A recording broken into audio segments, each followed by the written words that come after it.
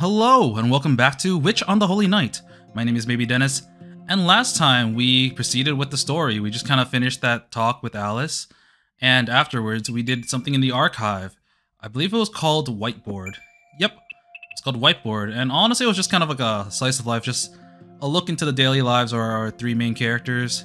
It was depicting the start of winter break after they kind of finished cleaning up the old school building, and then Sojiro bought a whiteboard in order to convince Aoko and Alice, or at least like get them to finally do some chores. And after some talking and guilt tripping, he managed to do so, as they really regret having him in the house now. But I'm gonna do the next archive one, which should be the Carnegie case. Don't really know what this is gonna entail. We have Honmono no something in the window. Yeah, let's just go into it. Don't know how long this will be either. No matter how busy one is, any person living within human means is certain to have at least some free time. Before or after eating, for example. It's difficult to eliminate the time required to prepare a meal and the time after one finishes eating. It is particularly the case for those who do a lot of thinking. Since the body needs to use energy to digest after eating, there's less available for the brain to use. ナイキはあれでしょ？2K の文字りでしょ？アテナの持ってる縦じゃなくて小さな勝利の女神の方。陸上競技に勝つってイメージじゃない？ And now people remember as Nike, completely mispronounced. さすがブランド品とか大好きな青子さん。どうでもいい知識だけはそれなりっすね。 I recognize that voice. It's a goddamn bird. The studious resident of the mansion was now taking refuge on the sofa, looking exhausted. Aoko was talking to the robin perched on the table. The blue bird flapped its wings, doing its best to join on the after-dinner conversation. Alice was reading in the sunroom. Discussion of how to deal with the encroaching enemy mage wouldn't start for at least another 30 minutes. じゃあアディダスはもしかしてアディオスの文字りっすか？ Oh my god, they're actually talking about real brands. あれは普通に名前じゃなかったっけ？ほら、グリム童話みたいに作った兄弟の名前がそのままブランド名になっちゃったのよ。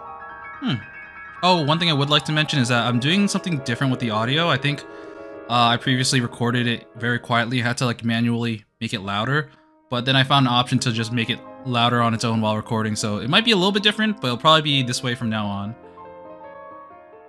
ブラザーグリムは童話を作ったわけじゃないわ。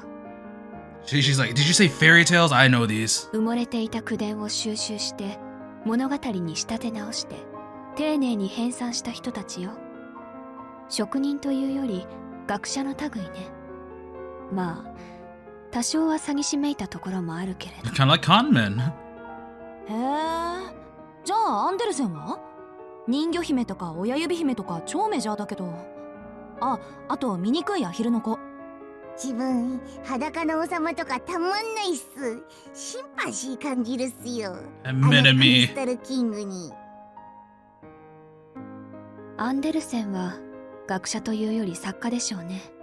彼の創作意欲は裕福層や大衆、平凡な幸福を得ている人々、果ては女性像への憤りから生まれたものだと言われているし、知的好奇心から筆を取ったのではなく、感情を訴えるために筆を取った人。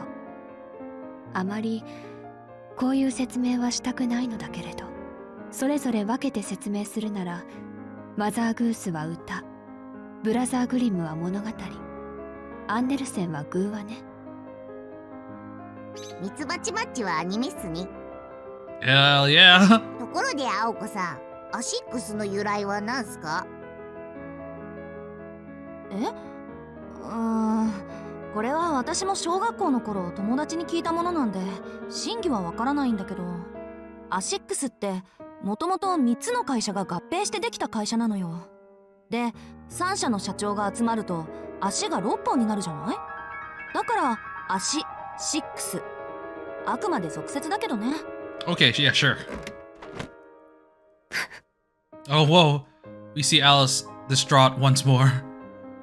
Alice had dropped her book on the floor of the sunroom and was biting her lip. She was clearly trying to feign calm and to breathe as if nothing had happened. She thought she was doing a convincing job of it. あの子の笑いのツボもわかんないわね。それはどうすかね。あんまりにもつまんなかったから怒ってるのかもしれないっす。Yeah, that wasn't だってアリス funny. 怒り浸透しても笑顔になるんすよ。自分たまに見るっす。アリスさんの日記を盗み見てると後ろでそういう顔してるっす。それ以上見ると死ぬわよって。でも勘弁してほしいっす。見ちゃうものは見ちゃうっすよ。自分からそこ調査を取ったらもう基礎本能しか残らない気もするっす。Yeah, if you take away my curiosity, I've got nothing left. The Robin felt compelled to give a counter-argument for some reason. Alko let out a sigh. Even Alice sympathized with her over the difficult familiar. He's home! Here comes the boy. It was at this time that Sojiro returned. He must have just gotten home from his part-time job. おかえり、お疲れ様。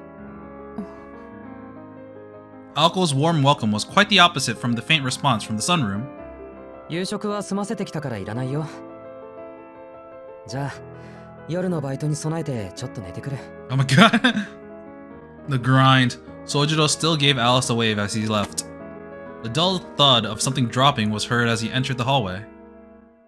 おーい、なんか落ちたわよ。Alice peeked out from the sofa to yell for Sojiro. ああ、ポケットに入れっぱなしだった。Sojiro calmly and naturally walked back to pick up what looked to be some kind of envelope. Perhaps it was instinct, but the human eye was drawn to the motion, even if it was something one had no personal interest in. Alko keenly followed Sojiro's hand with her eyes. Oh, it's that cash money! Is that rent? A wad of cash! She had to restrain herself from shouting her thoughts out loud as she leaped up from the sofa. どうした青崎? This is mine. I already paid rent. No! どうしたってその。Alko found it difficult to come up with a proper response to the pure, innocent eyes staring back at her. She was ashamed of how she jumped up at the enticing sight of so much money. なんでもない。そうよね。普通にアルバイトの給料日よね。にしても結構もらってんのね、あんた。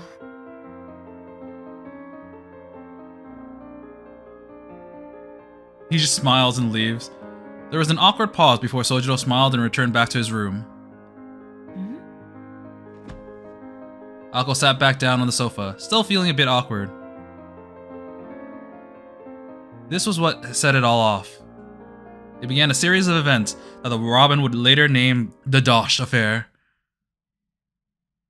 That's a lot of Dosh you got there. Wouldn't mind handing some over, would ya?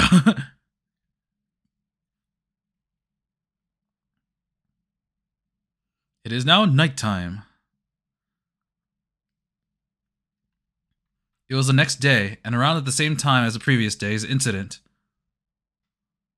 Alko was coming to pour some tea and relax when she heard Sojiro and the Robin engage in some kind of debate in the drawing room. その人が言うには、人と会うたびに小さな親切を尽くしてあげるべきだと。そうして一日が終わったら、その親切が何をもたらしたか、よく噛み締めなさいって。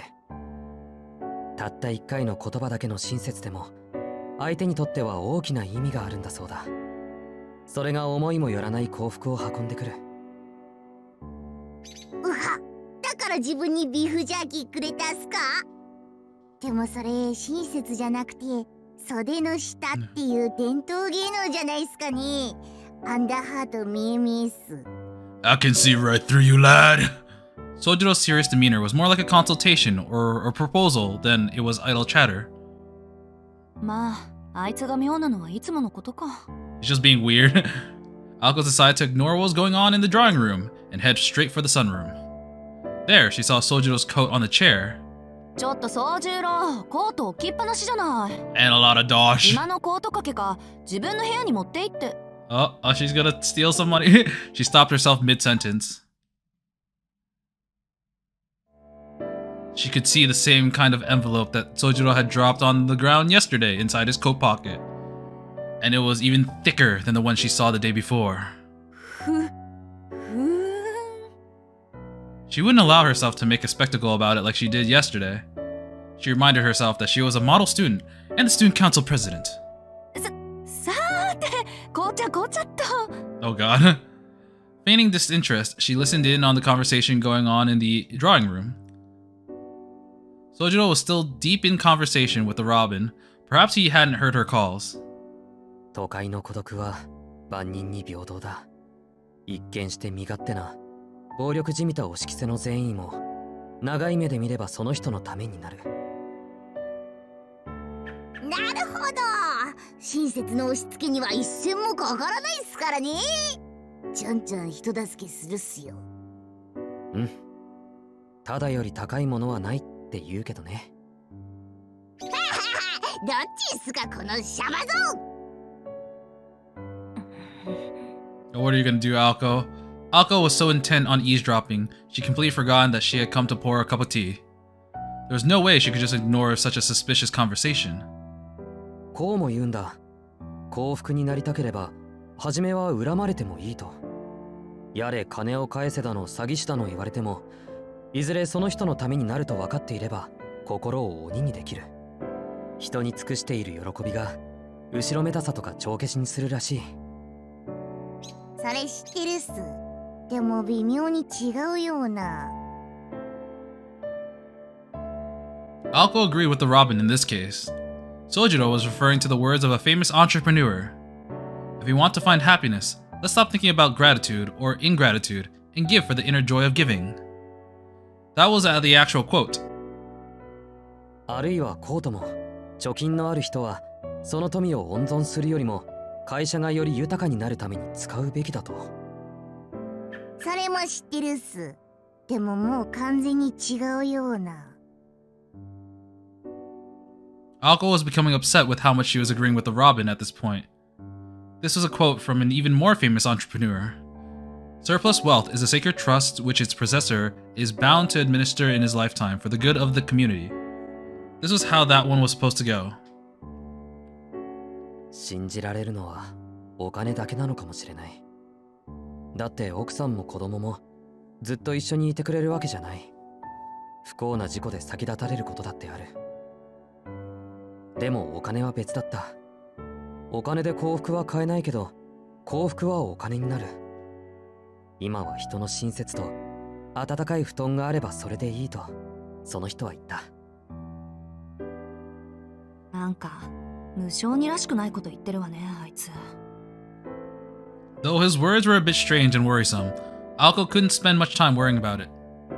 She didn't have the capacity to worry about anyone else right now. Her battles with the enemy mage was always lurking just beneath the surface. どっちにしろ私には関係ないか。Alko shrugged it off and turned her attention away from the drawing room. She told herself that she would forget all about all this commotion by tomorrow anyways.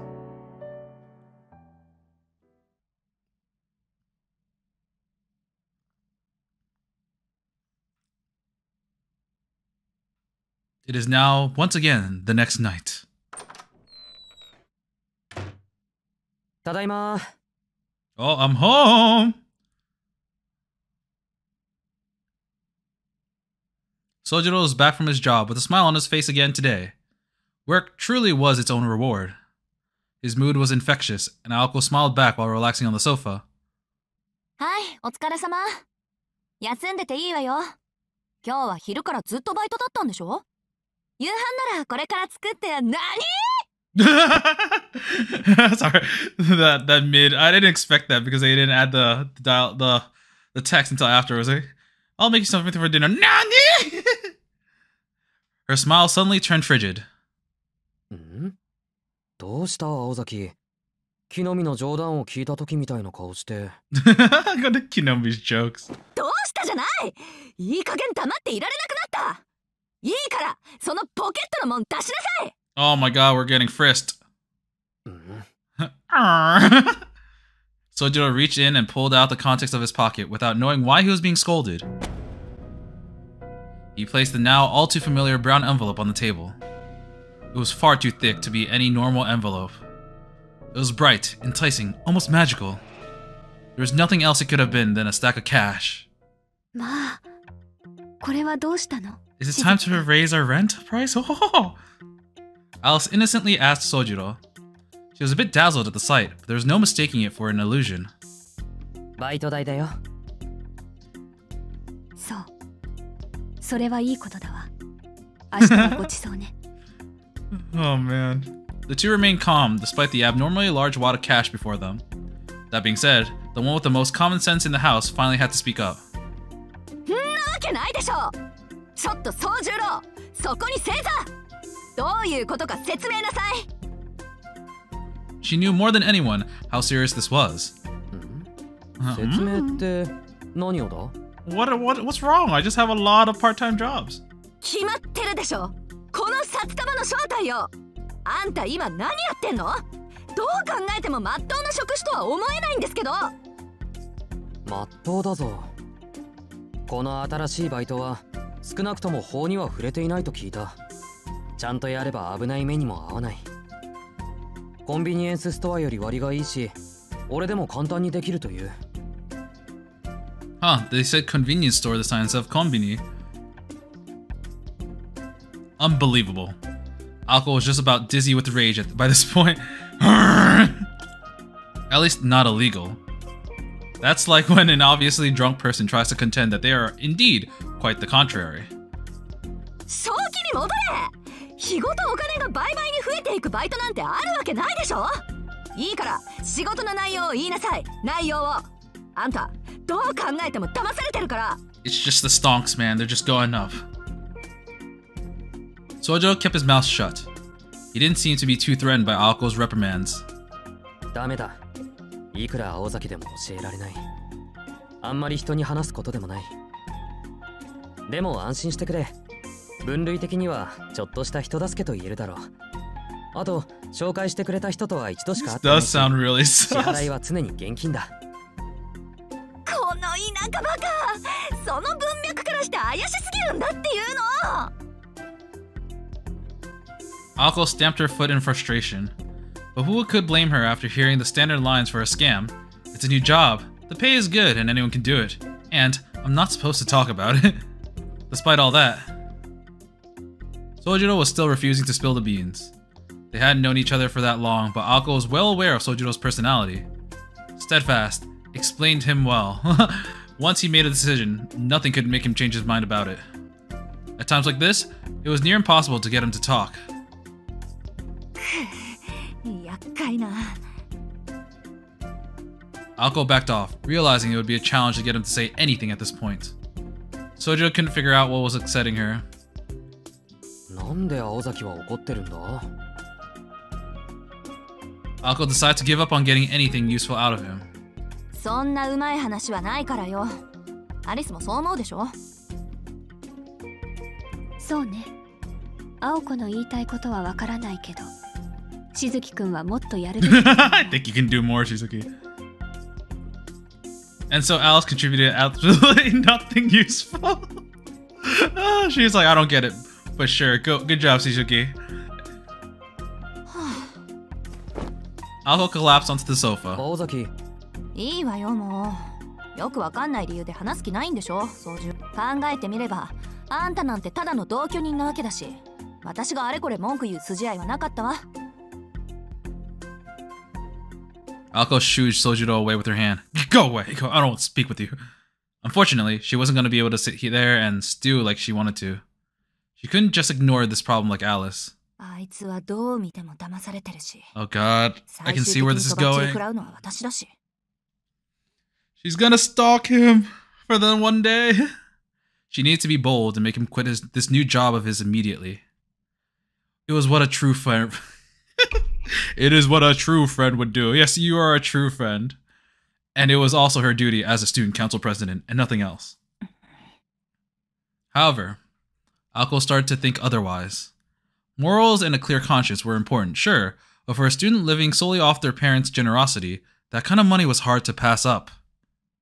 そうね。最終的に辞めさせるのは絶対にしても、これまで稼いだお金を捨てるのはもったいないし。仕方ない。ここは絡めてでいくか。The wicked, scheming student council president sank deeper into the sofa. Her ability to play things by ear and her miserly nature were both her strongest and weakest points. Uh-oh. The next day.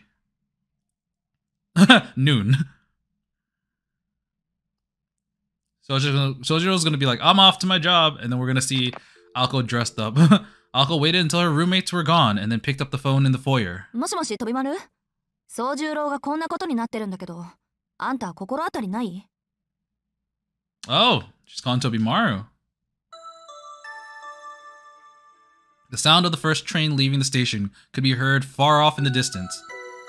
This was that time of the morning when the town was deciding if it felt like waking up or not. Tobimaru Tsukichi was having a walk down the city streets at sunrise, enjoying the fresh, crisp morning air.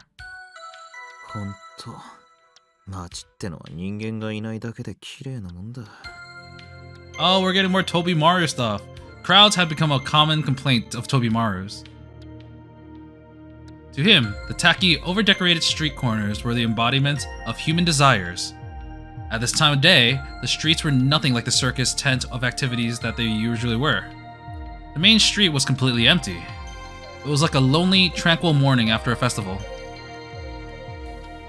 Wary men in black were busy cleaning up and restoring order in the bars after the previous night's revelry.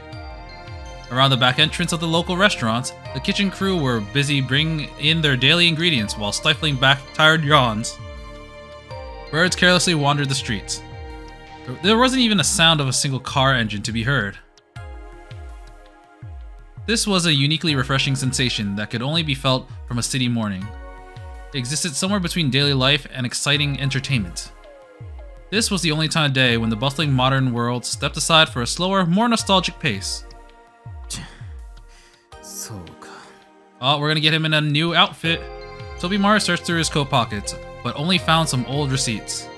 He rearranged a scarf around his neck to keep the cold wind at bay.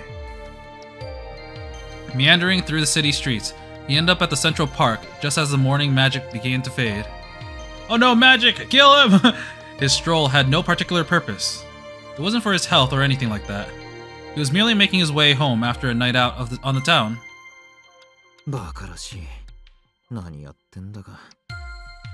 Tobimaru had a moment of unabashed self-reflection as he drank a can of vending machine coffee. He didn't particularly hate partying all night long, but it was pretty boring since he still wasn't old enough to drink alcohol. He had been at it for a few days now, thinking it was at least better than being at home, but he was quickly growing bored of it.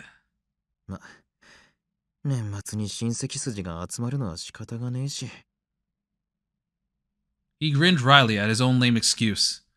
It was true that he was out wasting time like this because he didn't really have a place to go home to at the moment. The Tsukiji family always had a congregation of relatives over on the New Year's Day, as per his grandfather's orders.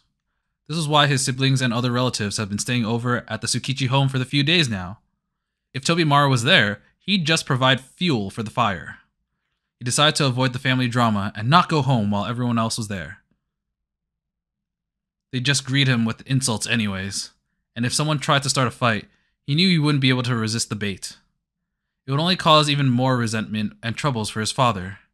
So, for Tobimaru, there was nothing more pointless or less enticing than getting involved in his siblings' squabbles over the inheritance. Oh, yeah. That really sucks. Tobimaru Tsukiji was the fifth-born son to the Tsukiji family, which owned multiple plots of land in Misaki City.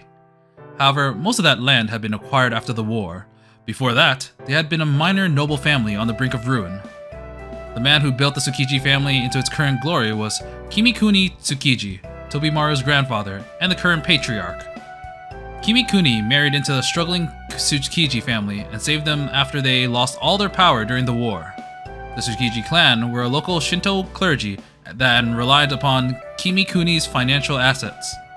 Kimikuni, on the other hand, had leveraged the clan's connections to establish himself in Misaki City. While both parties came together for mutual gain, the Tsukiji family failed to recognize how ambitious Kimikuni was when they accepted him into their family. He wasn't the obedient son-in-law they had imagined. He had grand plans of his own, growing and developing industries within Misaki City and many areas as well, or many other areas. Kimikuni controlled all of these areas not as a member of the Tsukiji family, but under his own name. A castle's greatest defense was its moat, not the walls, and Kimikuni bridged the moat. It was the economic equivalent of starving out the enemy. Kimikuni's financial might subdued the noble Tsukiji family completely. In less than 10 years, there was no one in the family who could stand up against him. This businessman, accepted into the family as a mere son-in-law, had seized the Tsukiji name and the entirety of the family fortune.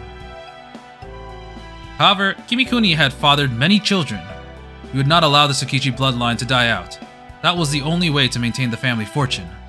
His 3 sons and 1 daughter all married relatives of the Tsukiji family, thus strengthening the familial bonds that the Kimikuni had weakened. So there was... I don't... Was it like incest? Was it like cousins marrying cousins? Was it siblings marrying siblings? I'm a little bit concerned, but I think this was an actual thing, so like... Who am I to say? Tobimaru was the 5th son of Hitoyoshi Tsukiji, Kimikuni's eldest son. However, his mother was not a member of the family. Tobimaru was the result of a fling with a mistress. That ignoble birth defined his place in the family. He was his father's love child. Although the family's dignity was somehow maintained since he was the son of Hitoyoshi, it wasn't difficult to imagine the level of mistreatment Tobimaru faced from his siblings and the other relatives. Being raised in such a hostile environment made Tobimaru grow up far faster than he should have. His ability to think quickly and objectively was honed naturally within this challenging environment. However, those exact traits also brought Tobimaru a great deal of trouble. Kimikuni Tsukiji. Unfortunately, against all odds, this great leader of the Tsukiji family favored Tobimaru over everyone else, including his own eldest son. Since Kimikuni had been a commoner himself, he did not believe in blood inheritance alone.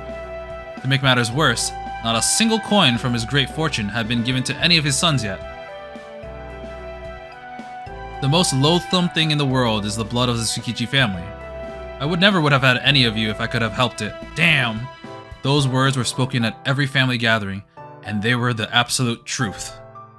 He had taken a liking to Tobimaru after speaking with him at these annual family gatherings, and enjoyed playing chess with him in his spare time ever since. Everyone in the family was worried Kimikuni would name Tobimaru his successor. In this way, Tobimaru had gone from being worthless to a threat in the eyes of Kimikuni's sons. Man, that sucks. And the son who felt the most fear and hatred was Tobimaru's own father, Hitoyoshi, who would have been the most unquestionable heir as the eldest son. And this was how Tobimaru became estranged from his father. They no longer even lived in the same house. Hitoyoshi always acted like they had a great father-son relationship in front of Kimikuni, but that would only last until his father was no longer around or until Tobimaru was officially named the heir. When that happened, it would be an all-out war. In any case, it would not be a pleasant story.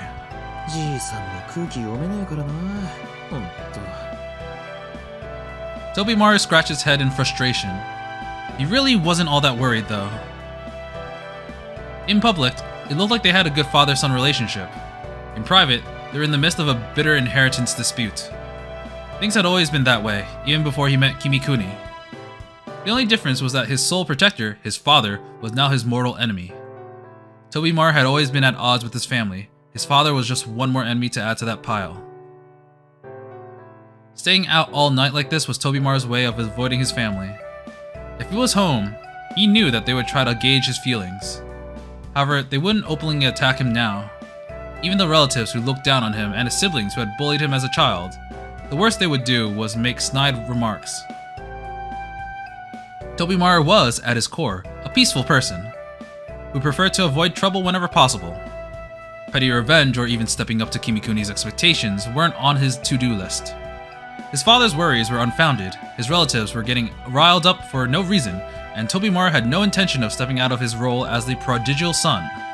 However, his siblings who were around the same age as him held a different kind of resentment. Perhaps they felt guilty for tormenting him all those years. Perhaps it was a result of their roles being reversed. He's going to get back at us one day. They lived in such fear of this that they didn't dare to ignore Tobimaru.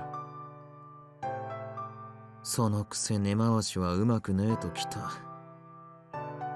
青崎ぐらいの大胆さで突っ込んでくるんなら、まだスリルがあるってもんだがな。His family problems were simply a chore. They never really worried him much. He He was used to human malice, although he nearly died from the physical abuse of his siblings. Damn! Holy crap, man.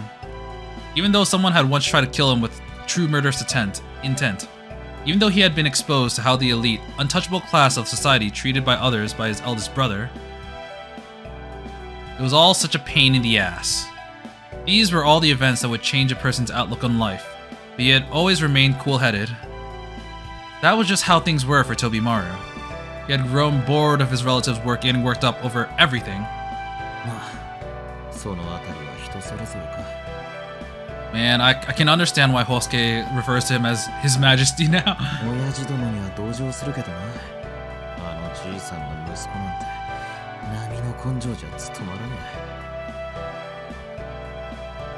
Tobimaru honestly could not care less about who would be the next heir. He had no clear plans for the future yet. His only real goal was to wash his hands of the family and start fresh when he became an adult. Until then, everything that happened was a life experience. He continued his morning walk, thinking it would be better to enjoy nightlife now while he was still young.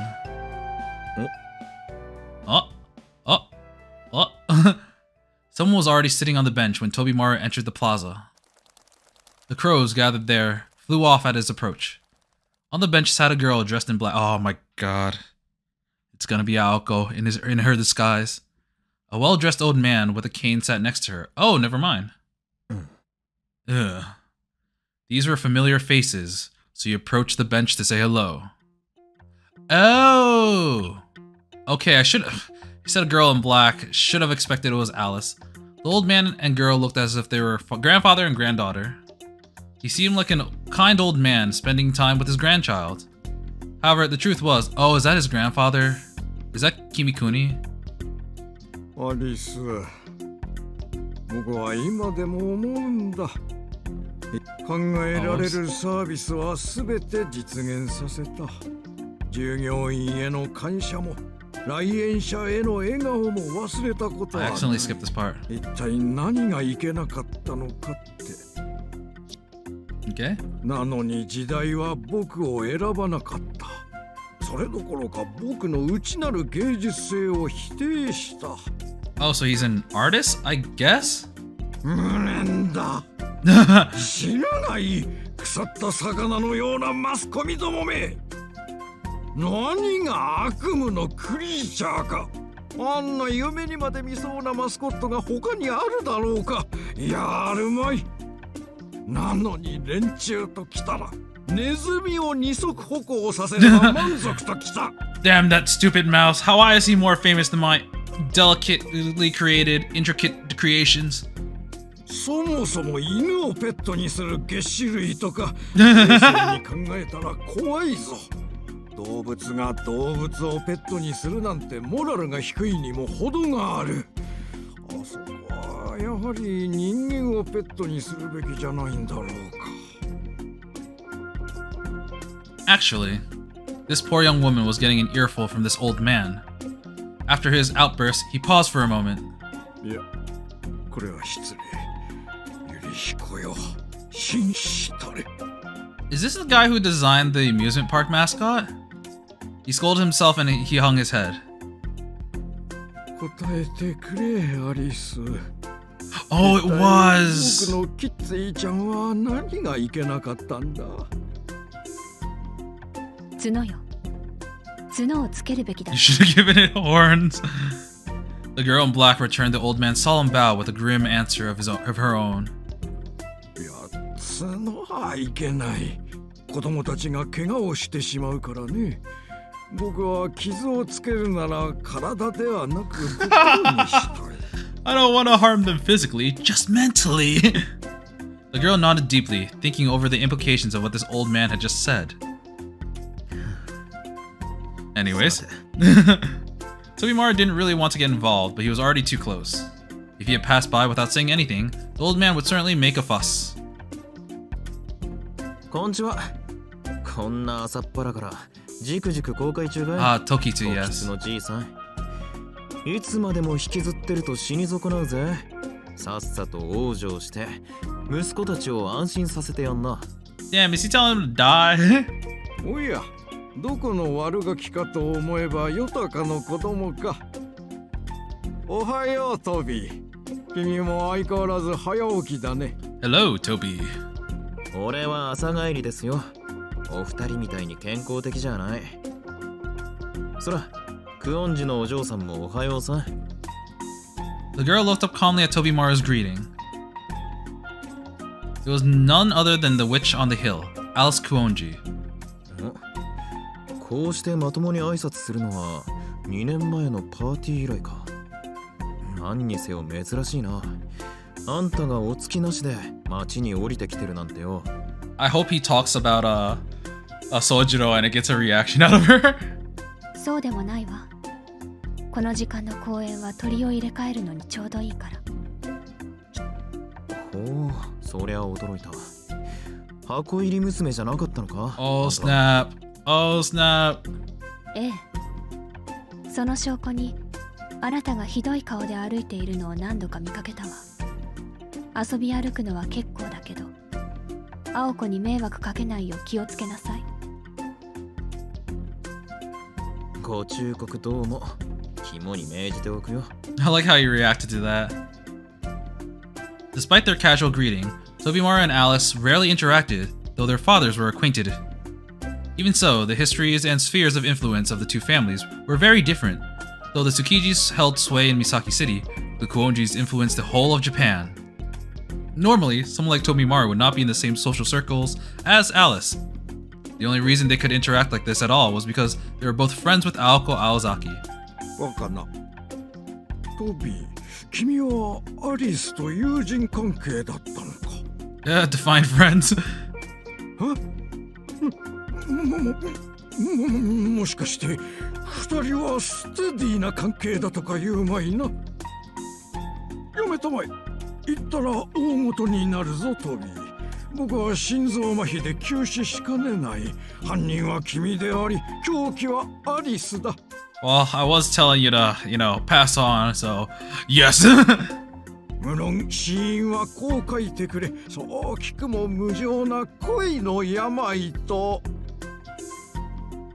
クオンジのお嬢さんはどうしてこんなダメ老人と？俺と同じ親父関係の付き合いか？この人とはペンフレンド。分不相応にいいアンティークを持っているから、青子と二人で少しずつ取り上げているの。They were talking about antiques before. Despite this being one of the only times they really talked, Tobimaru and Alice both managed to completely ignore the old man. 参ったな。アリスは照れ隠しもチャーミングだ。I love how he throws in random English in. ところで、僕のことはユーリヒと呼んでくれて。Oh wait, we saw that name before. Yulich. I forgot where it was from, but Mr. Tokitsu gently took Alice's hand.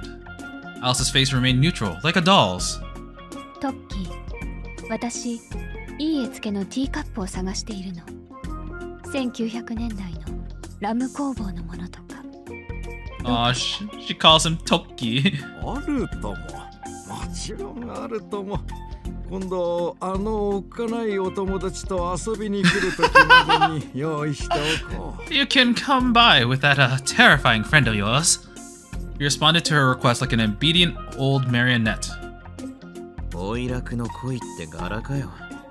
よくもまあ寝台潰さなかったもんだ。突版は。You see, the old man was none other than Yurihiko Tokitsu. He was famous in Yashirogi as the former head of the Tokitsu baking company with factories all across Japan. He still served as an advisor. 老人とはなんだ。芸術家にとっての老いとは感性の凍結であり、しかるに我が心の火は絶えていない。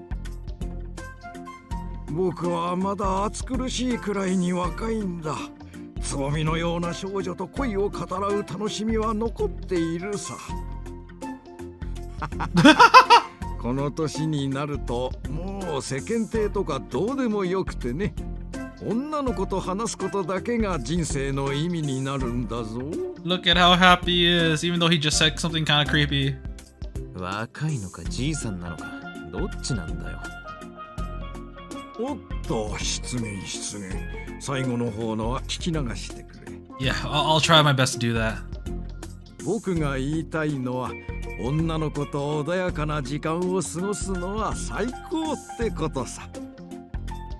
トビー、そういうの君も好きだろ？一緒にしないでください。あいにく俺は年上好みですよ。おまけに言うなら二回り以上も年下の女に欲情する趣味もねえわけで。それはそうだろう。君がやったら犯罪だ。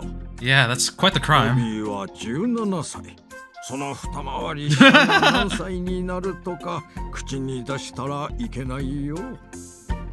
Mr. Tokitsu nodded his head in self-affirmation. He chose to ignore Tobimaru's off-color remarks. Tobimaru was reluctantly impressed with the man's magnanimity in the end. ともかく挨拶はしましたから、邪魔者はこれで消えますよ。あとは仲良し同士、気兼ねなくどうぞ。なんだトビー、これも縁だ。ゆっくりしていけばいい。なんなら今から僕の別荘に来るかね。ヘリコを呼ぶよ。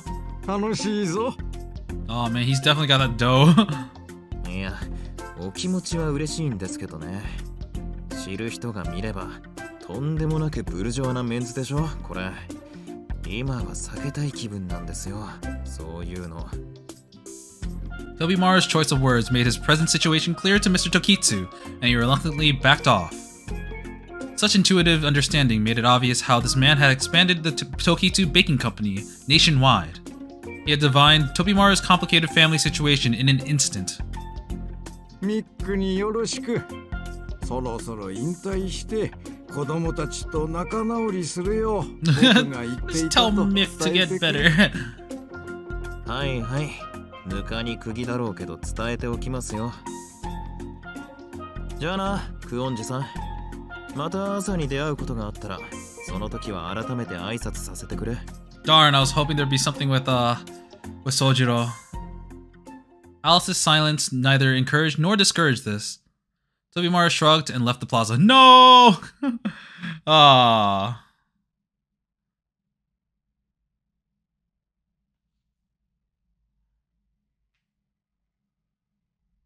We're going from place to place, but where are we going?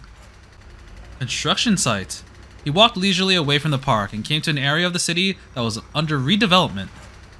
There was a radio tower under construction there that the Tsukiji family had a hand in, but most of the capital for that project was funded by foreign firms. I was gonna say films by accident. 10年先を見越してのものです。いずれ携帯通信は目まぐるしい進歩を遂げるでしょう。 That is very true. まずはそのモデルケースとして私どもの技術を三崎市に普及させたいのです。 The man from the foreign firm shook on the deal with Tobimaru's father, Hitoyoshi. いずれは娘も三崎市に住まわせようと思っています。その時はあなたの息子さんともぜひ交友を深めて。 Oh, is this Alice's or Aoko's father? He was a handsome man who had the calm command of a leader.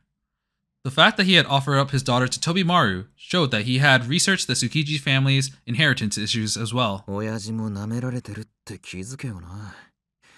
親父より先に俺に色目使いやがって。クソヤンキーが。そもそも金髪女の相手なんざ願い下げだ。向こうで海兵相手にケツ振ってろってんだ。Tobimaru stopped in his tracks after these muttered complaints. He decided to stop himself before he said anything worse. He walked far enough already anyways. The sun was completely up by now. There was nothing more to gain from wandering mindlessly. He turned his back to the radio tower and began heading home. And then is that when he's gonna get the call? 1 hour later. Yep. Tobimaru had returned to the Tsukiji residence. He took the phone from the housemaid. もしもし、Tobimaru? 宗十郎がこんなことになってるんだけど、あんた心当たりない？ Aoko Aozaki was on the line. That was never a good sign.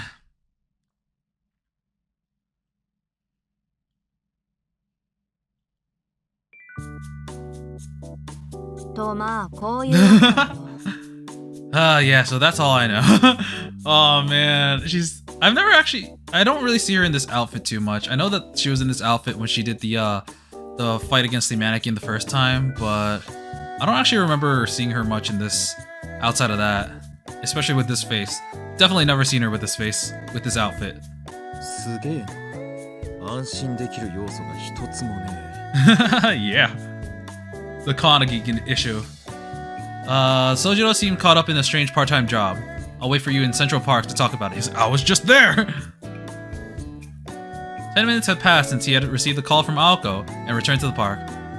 I love how, like, he's nice and chill enough to actually take this, like, conversation. He's like, you know what, yeah, I have time. I'll go help out a friend. Especially, you know, he has a antagonistic relationship with Aoko, it seems, despite both being, you know, student council people.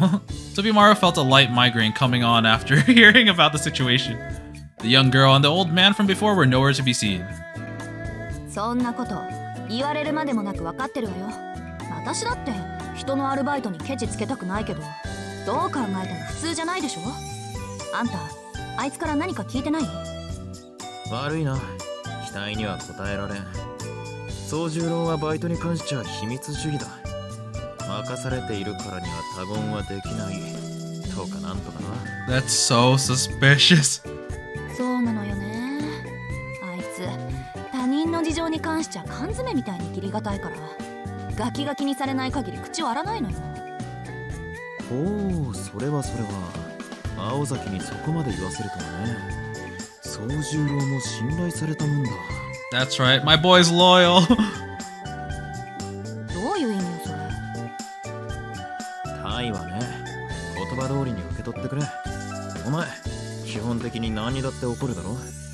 そんな女が学校外で世話をやる。Oh, all right. 気に入ったのかと思ってな。Did she punch you for that yet? I think she might have. 違うわよ。あいつが問題を起こしたら私たちにまで飛び火するじゃない。Ah, that's why she called him.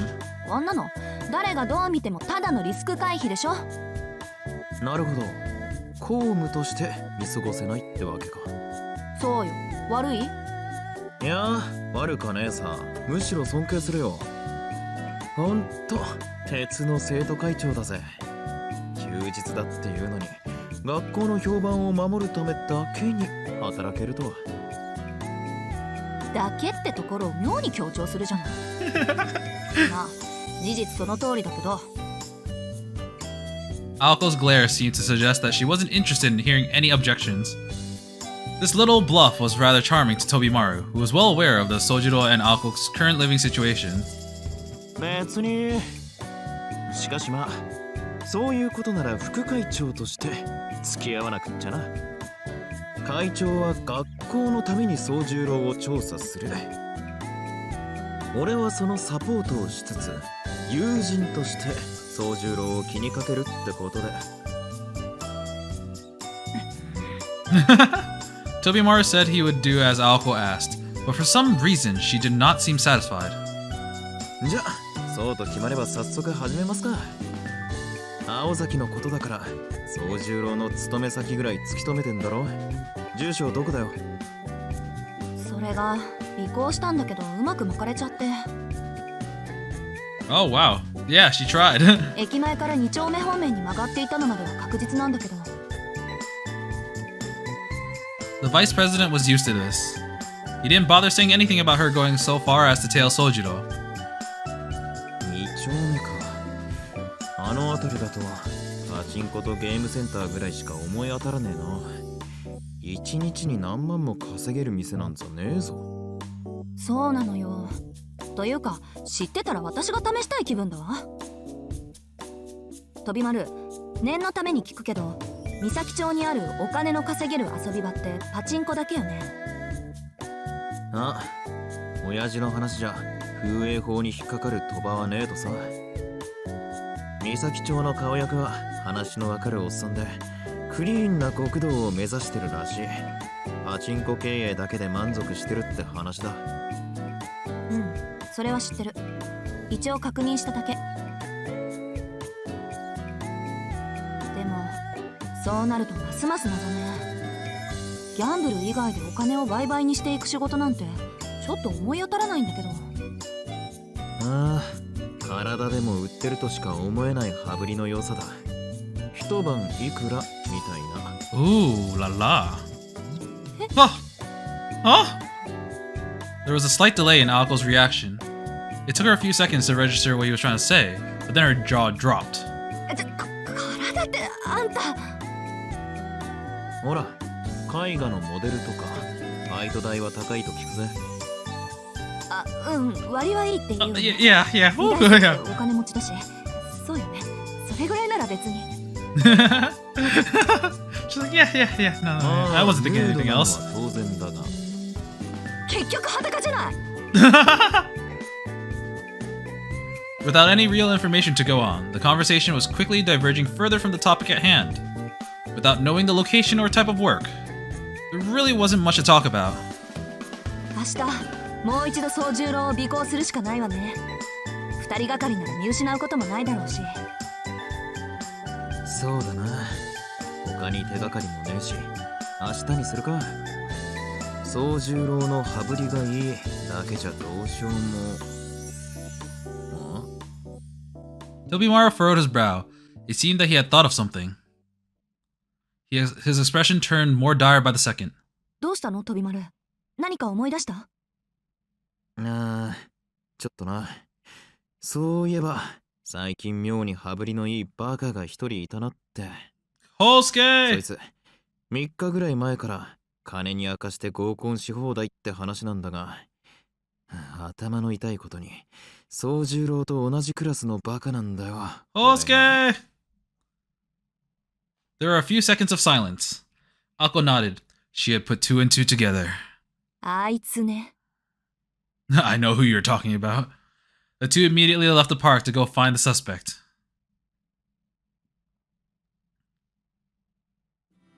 チャリース！お呼びとあらば補習だろうと即サボり、遊びのお誘いだけは断らない木の実くんです。 You didn't realize he was invited to his own funeral? Suspect A was apprehended with ease. Ako and Tobimaru were both on the student council, so they knew their target would be at school for remedial lessons. Tobimaru got a girl in Kinomi's class to tell him that he had some good news to share outside. Kinomi took the bait and came running out of the school's front gate as fast as he could. ああ、補習中呼び出して悪かったな。別に悪くないぜ。補習を口実にバイトをサボってみたものの、やっぱり補習もかったるかったんで、出席だけ取って保健室で寝てただけだし。で、ちょうど暇してたところに殿下からコールだろ。合流できると飛んできたわけさ。You're under arrest. Kinomi gave double thumbs up to show that he was really ready to have some fun. そうか。てっきり外で遊び歩いてると思ったが、助かったぜ。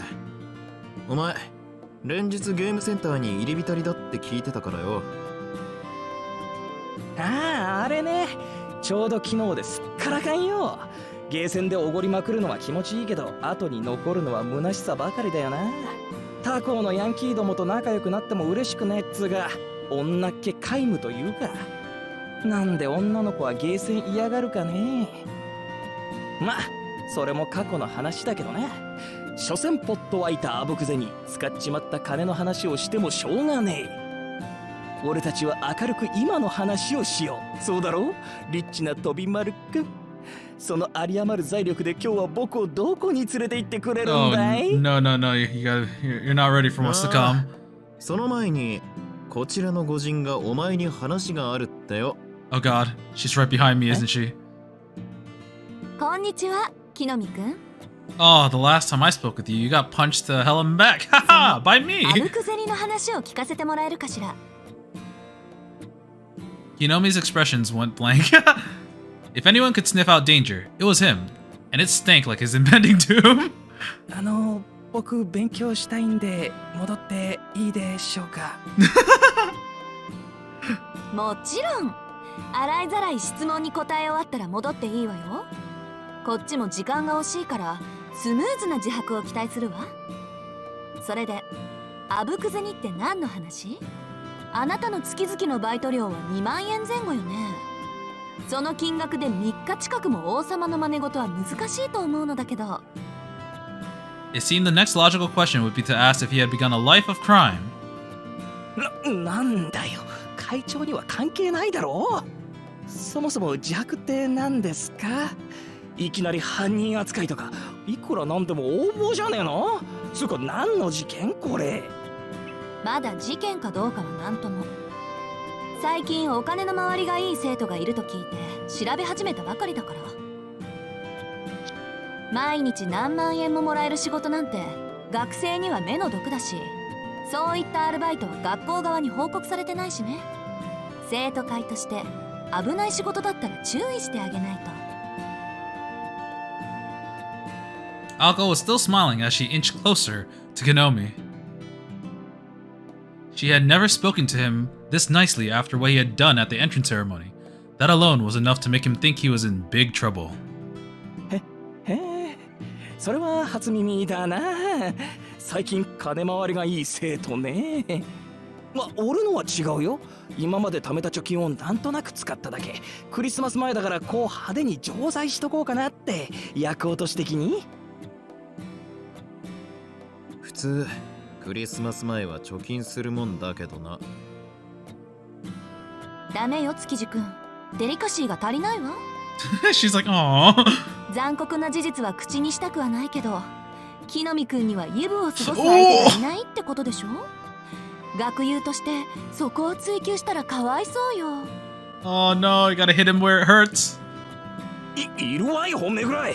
真剣に同情する方がデリカシーに欠けると思うよ俺は。あら、じゃあイブ用の資金は取ってあるの？当たり前さ。臨時収入と貯金は別。俺通帳親父に握られてるからさ、予定外の入金とかすぐバレて怒られるんだよ。どこで悪さしてきやがったって。部屋も妹がチェックするしさ、隠し場所とかないんだよ。天井裏に隠したエロ本すら見つけられるんだぜ。万冊入った封筒とか見つかった日には警察に連れて行かれる。だから速攻使うしかなくてさ。He's so dumb. Kinoya laughed awkwardly as if he was ashamed. He wasn't even aware of just how much he had let slip up. へえ、臨時収入？さっきと話違うみたい。いやー、それはほらバイト先のボーナスみたいな。ボーナス？ぐらい上乗せしてもらってんの。はんなっちゃった。ちょっとだけだって。事件性とかないって。万冊入った封筒について詳しく。Oh God. うわ、話せば話すほど食い違っていくぜ。なんだこれ、孔明の罠か。Oh yeah, you've already acted the trap card. 会長近い。ほらすごい。なんか寒い。しかもローファーじゃなくてブーツですか。Are you wearing boots? Oh no. 封じられた俺の記憶が蘇りそうなんですけど。Kinomi backed away slowly. 木の実くん、時間がないって言ったの、もう一度アピールするべきかしら。Dude, she's so close. 直接体に。Oh my God. The threat of a kick to the face from Alko was enough to show him that she was serious. わかった、話すってばもう。臨時収入ってのは本当だよ。新しいバイトがあってさ、そこにしずきを紹介したら先輩にボーナスもらったんだよ。なんですって。 If Kinomi was really working in the same part-time job as Sojiro, she wanted to get as much information from him as she could. This was the exact response she had wanted from Kinomi, if not better. But she felt dizzy from the implications. 紹介したらボーナスをもらえるって、それ。It was the oldest trick in the book for pyramid schemes and the other unscrupulous business practices. いや、それがさ、しずきが稼ぎを増やしたいって言うんで、ちょい怪しいバイトを紹介したんだよね。This went back all the way before final exams. Kinomi told Sojiro about a job he had heard from an older student. Since the job required a kind, honest young man, Kinomi reluctantly gave up on it for himself and instead passed it to a friend he thought fit the description. 信じられない。そんな怪しい話にクラスメートを放り出しておいて、まだ友人顔するとか。木の実くん、普段何考えて生きてるの？友達でも紹介するでしょ、こういうの。むしろ本当の友情ってこういうものよ。しずきも助かって俺も潤うんだからさ。無償の友情とかもう流行んないですよ。そりゃそうだけど、そういうのはちゃんとケツ持つ覚悟がある時だけ口にするものじゃないの？何それ、めんどくさい。会長、男同士の友情に幻想持ちすぎだってば。基本俺たちみんなバカよ。You realize we're all just dumb, you know, right? あなたを見てると本気でそう思えてくるから不思議ね。飛丸、あんたよくこんなのとつるんでるわね。はいはい、そこまで。説教するならまた後でな、青崎。そいつ素でバカだから、本気で構成させたかったら1日使うぞ。いや、足りますよ。ちゃんと1日で構成できます、僕。ただ寝ると忘れちゃうだけで。ほらな、てめえがバカだって自覚している分、気づいてないやつよりは付き合いやすい。この若さで情けは人のためならずを実践してる野郎はそういねえし。納得。確かにあんたと気が合いそうな性格ね。いや、参ったな。なんだよ2人とも、いくら俺でも照れるじゃんか。今俺のこと褒めてなかった？ We would never praise you. 褒めてねえ。褒めてないわよ。ですよね。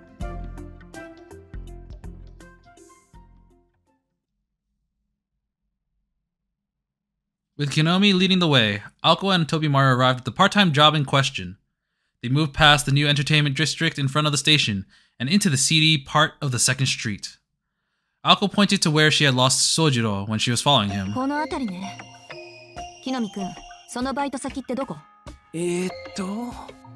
あの辺。Kinomi pointed at a 4-story building. So, Honmono... No, I don't know that character.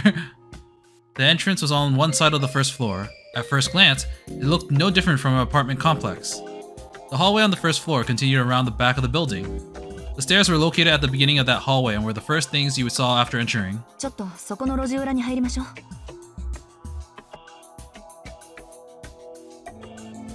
Aoko hurried into the back alley where they were not likely to be seen. 3 students stuck out like a sore thumb in an entertainment district like this. で、中はどうなってんの？事務所って言ってたけど、どんな仕事？俺に聞いてんの？やだな。俺が知ってるのはここまでだぜ。俺だって先輩に言われただけで中のことなんて知らないし、宗十郎をここまで連れてきたら先輩が紹介料くれただけだし。Their top suspect just admitted that he knew no further details. Hosuke Kinomi, co-defendant, or perhaps who they thought may have been the main culprit, was really no more than an annoying witness. 参った。ここまで無責任だといっそすがすがしい。ところで木の実くん、西部劇とか見たことある？役に立たない情報提供者の末路とかご存知かしら？ You're not going to school anymore. You won't be able to go anywhere after this.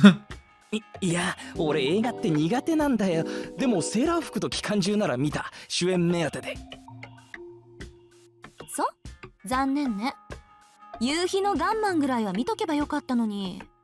ま、どうあれ、情報提供者は悲惨な死を遂げるんだけど。やる気満々だぜこの女。殿下、こんな教授ほったらかしにしちゃまずいって。首輪とかつけないとさ。って築地？なんだよしけた顔しちゃって。あのビルが何か知ってんの？まずいな。知ってるも何も。あれは最近やってきた詐欺まがいのセールス屋だ。英会話セットの販売と何ら変わらねえ。Fraudulent sales company that just came. Oh, it's one of those. Aoko was sad to hear the truth was as bad as she thought. Kinomi seemed confused as usual. それ確かなの？旅ま。ああ、親父の秘書さんから聞いた話だ。間違いない。表向きは新興宗教なんだが、やってることは羽毛布団の販売だとさ。小さなばあさま相手に質の低い羽毛布団を高額で売りつけているらしい。あの事務所も貸し事務所だ。1ヶ月もこの町で稼いだらあっさりドローンするつもりだろう。はあ、間違いなく宗十郎は騙されてるな。最高のカモだろ、詐欺師にとっちゃ。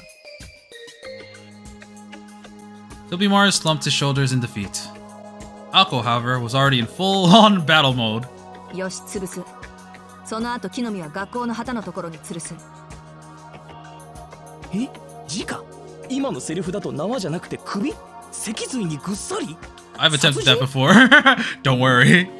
I have experience. いや待て青崎、それだと辻褄が合わん。宗十郎は大金を持ってたんだよな。それじゃあカモとは呼べねえぞ。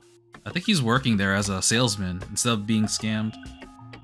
そういえばそうだった。木の実くんの発言に気を取られすぎて、あの大金のことを忘れてた。あれ？ってことはまさか。ああ、騙されている側だったら金は減っていく。だが増えてるなら話は別だ。考えたくねえが、宗十郎のやつはセールス側に回ってるんじゃないか。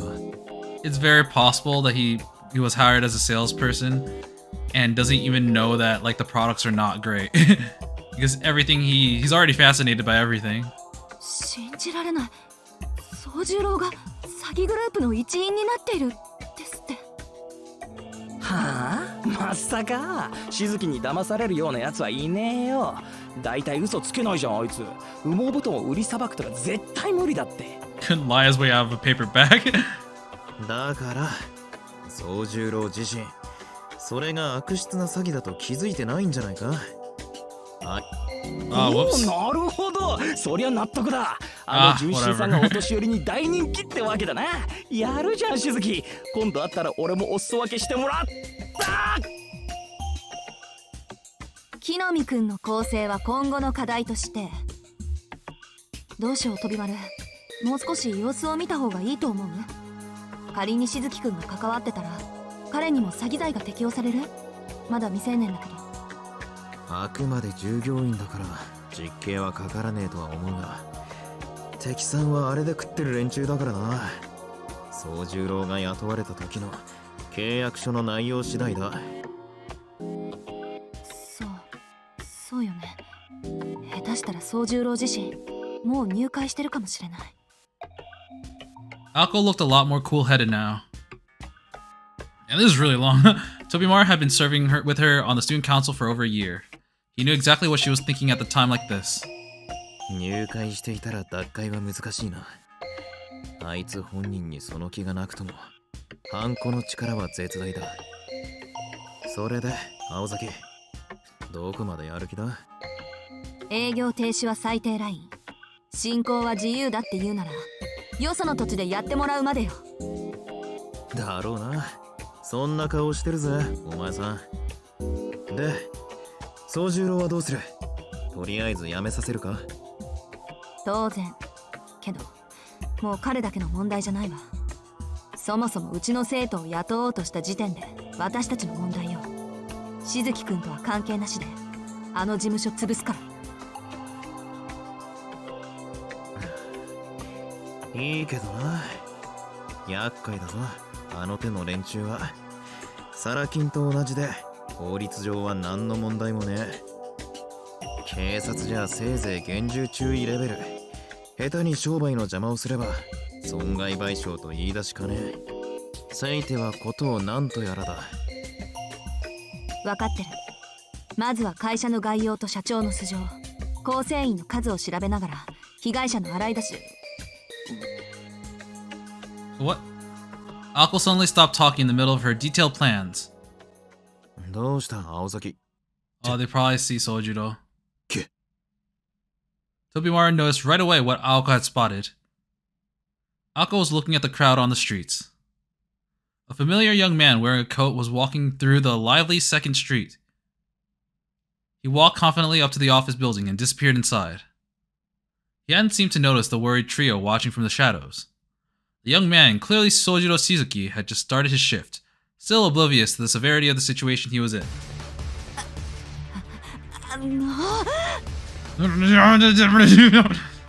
Aoko was shaking with rage. 待て、落ち着け青崎。気持ちはわかるが、あいつに悪気はだな。ああ、もうなんか無性に頭きた。Aoko raised her head up in fury and clenched her fists. She was no longer her usual calm and collected self. This was a student council president who ruled with an iron fist, fueled by her own righteous indignation. 飛び丸、応援団のミノ先輩に連絡取って、今すぐこわもての団員20人ほど集めてきて。Who's Mino? She's a senpai. And he has a team? 喧嘩になるかもしれないから、それなりの装備込みでって。Of course she would choose violence. Akko darted out onto the main street as she barked out her orders. She looked like an schemed general charging into battle against an enemy squadron.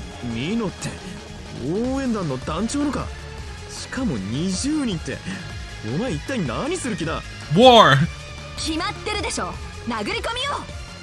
まずは法律面での制裁からなんて考えが甘かった。学生騙して私服を肥やすような悪党には物理的な制裁で十分よ。何よ本物の光ってこんなしけた街で羽毛布団とか売ってんな。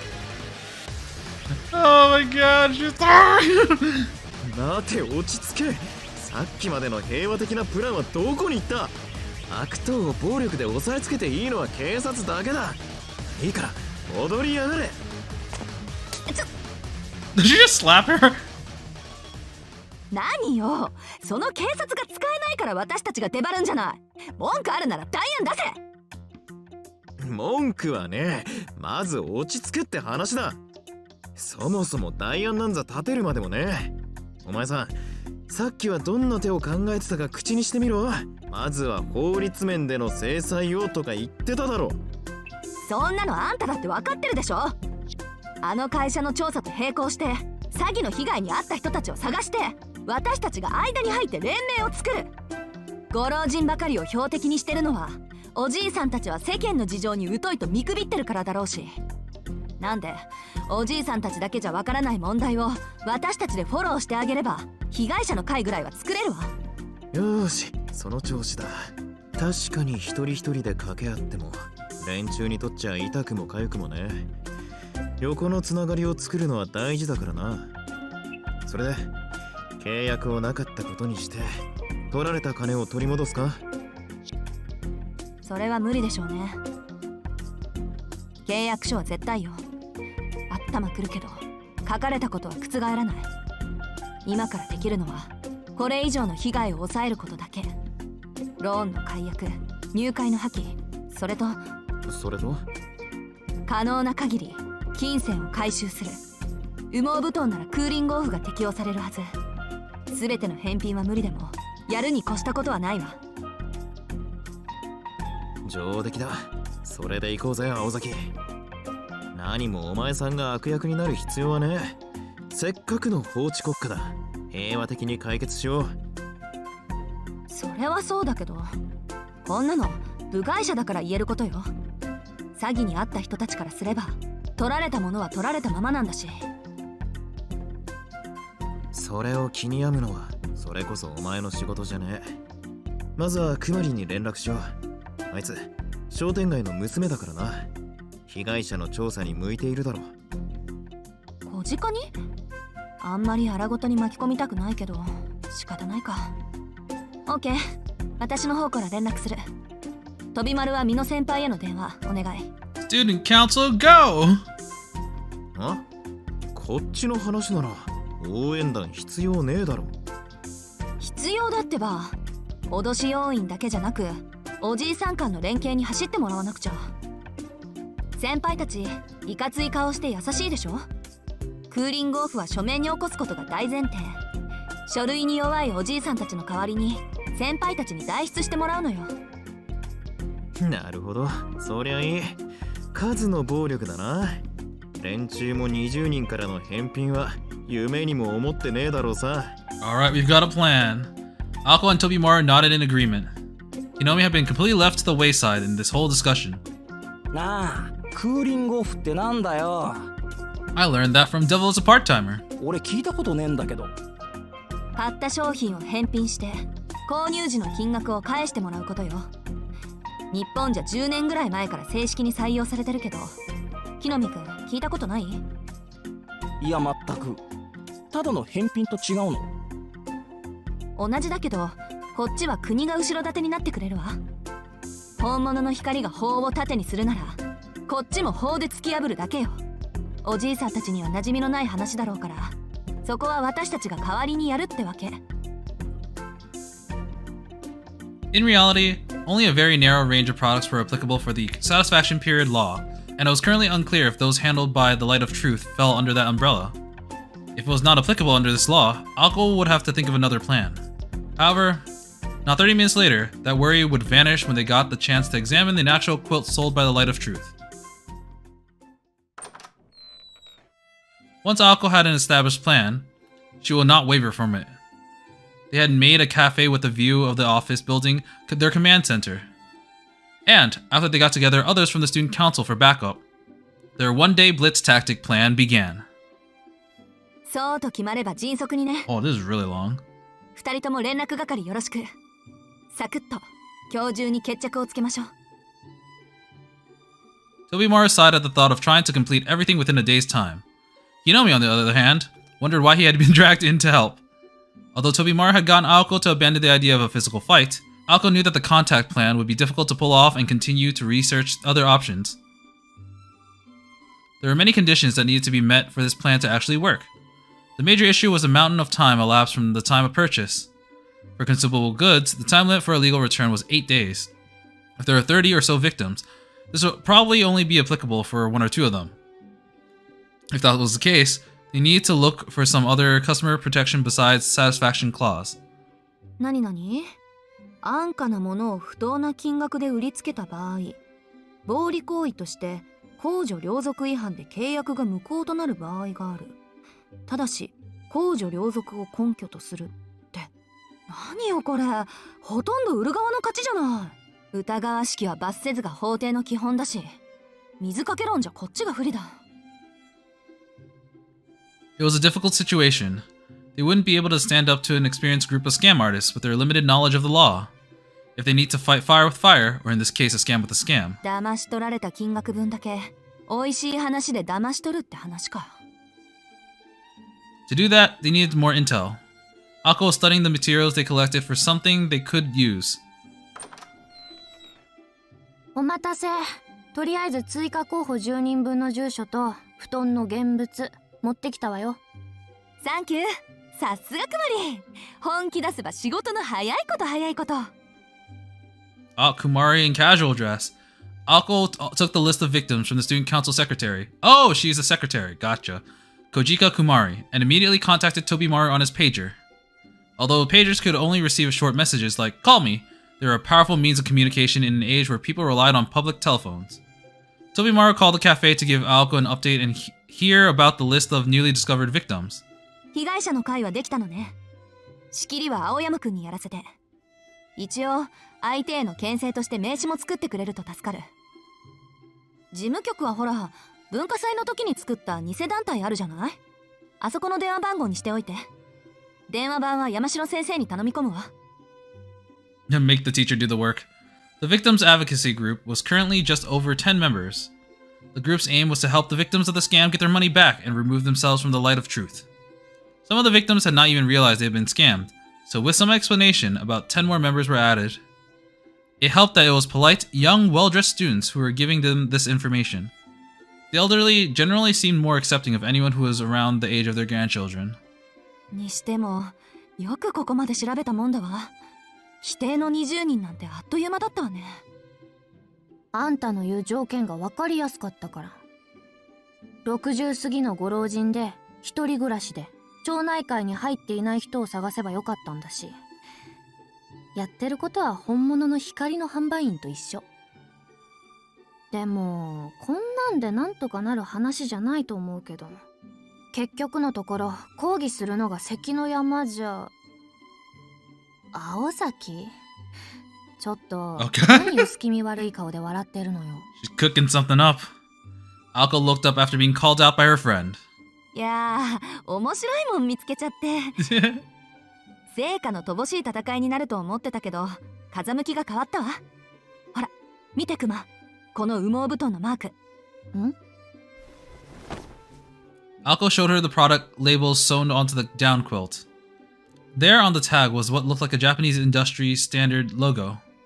The Japanese industrial standards help maintain the quality of industrial products in Japan, Products with this mark were required to be produced in accordance with the Industrial Standardization Law. あれ ?JLS?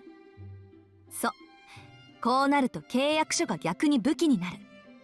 百戦錬磨かと思ったけど、実際はウサギしか相手にしない素人ってこと。ええ、うまく話を持っていけば全額返済も夢じゃないわ。勝利の勝ち時はさぞ気持ちのいいものになるでしょうね。Alko took a seat, still grinning from ear to ear. She didn't ring Tobimaru's pager. Instead, she dialed a different number on the red phone while humming to herself. Alko heard the familiar ringtone through the receiver. 青崎、築地に連絡入れるんじゃないの？作戦が変わったって。それは後。今大事なのは交渉役を誰にするかよ。私や飛丸じゃさすがに貫禄不足だしね。Oh, it's gonna be the old man. こっちが有利になったとしてもまだ状況は五分だし。会話次第じゃひっくり返されるだろうから、被害者の会の代表はそれはもう少年のひん曲がった悪魔でないと。Imagine if it's Tsukiji's grandfather. それあんたのことだと思うんだけど。いえいえ、こういうのは社会的立場のある大人じゃないと務まりません。安心してくまり、ぴったりのやつを知ってるから。ま、詐欺師には詐欺師ってね。Scammer, okay. この町には人を言いまかすのだけが仕事のやつって言っちゃったりするのよ。今日もやることなくて暇してるだろうし、たまには働いてもらわないと。It's a she. What are the female characters? We know the church people.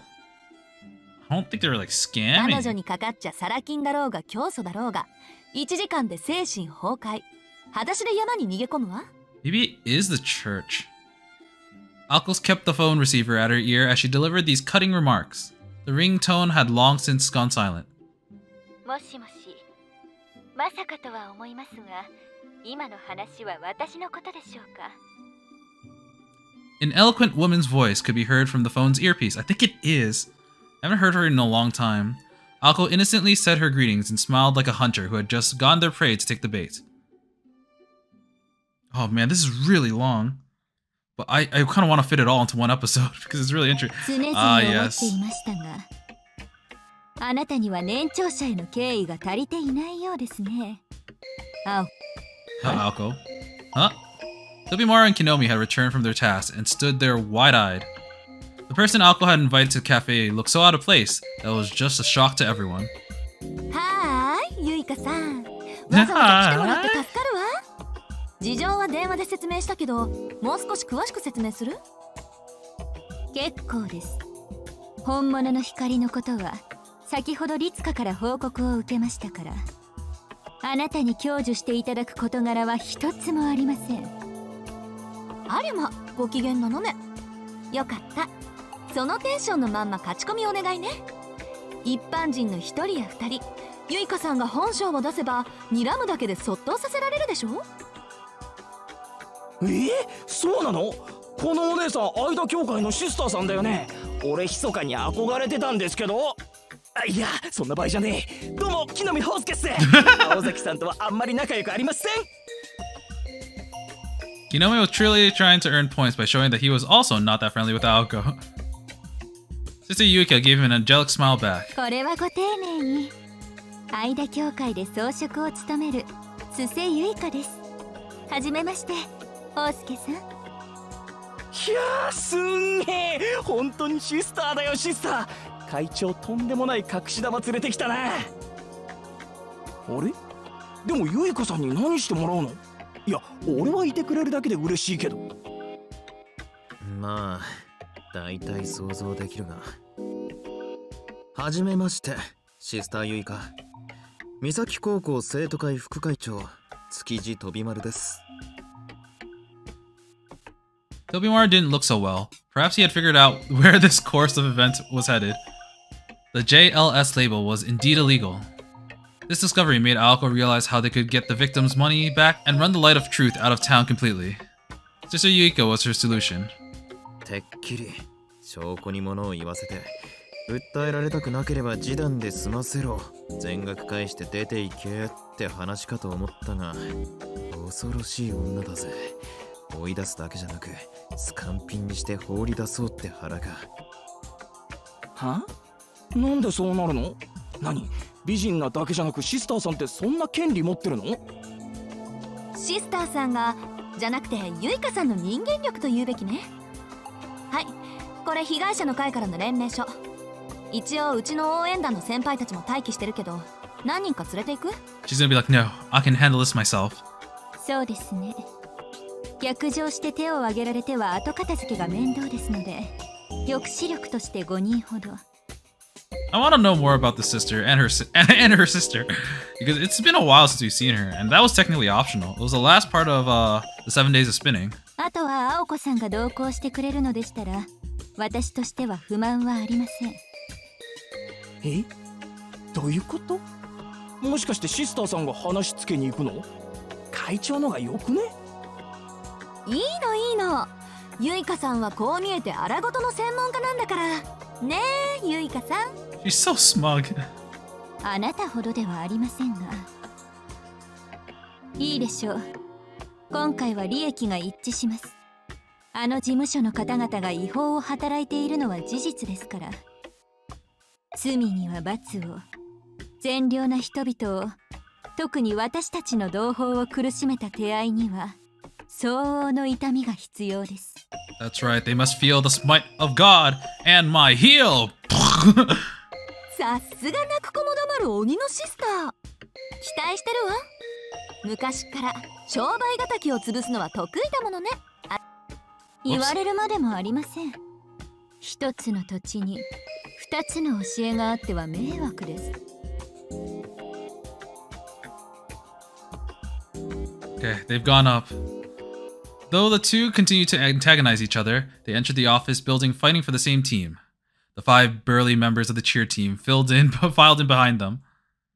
They had left behind a gloom Tobimaru and a completely clueless Kinomi. わかんねえ。青崎、あの美人さんに何やらせる気なんだよ。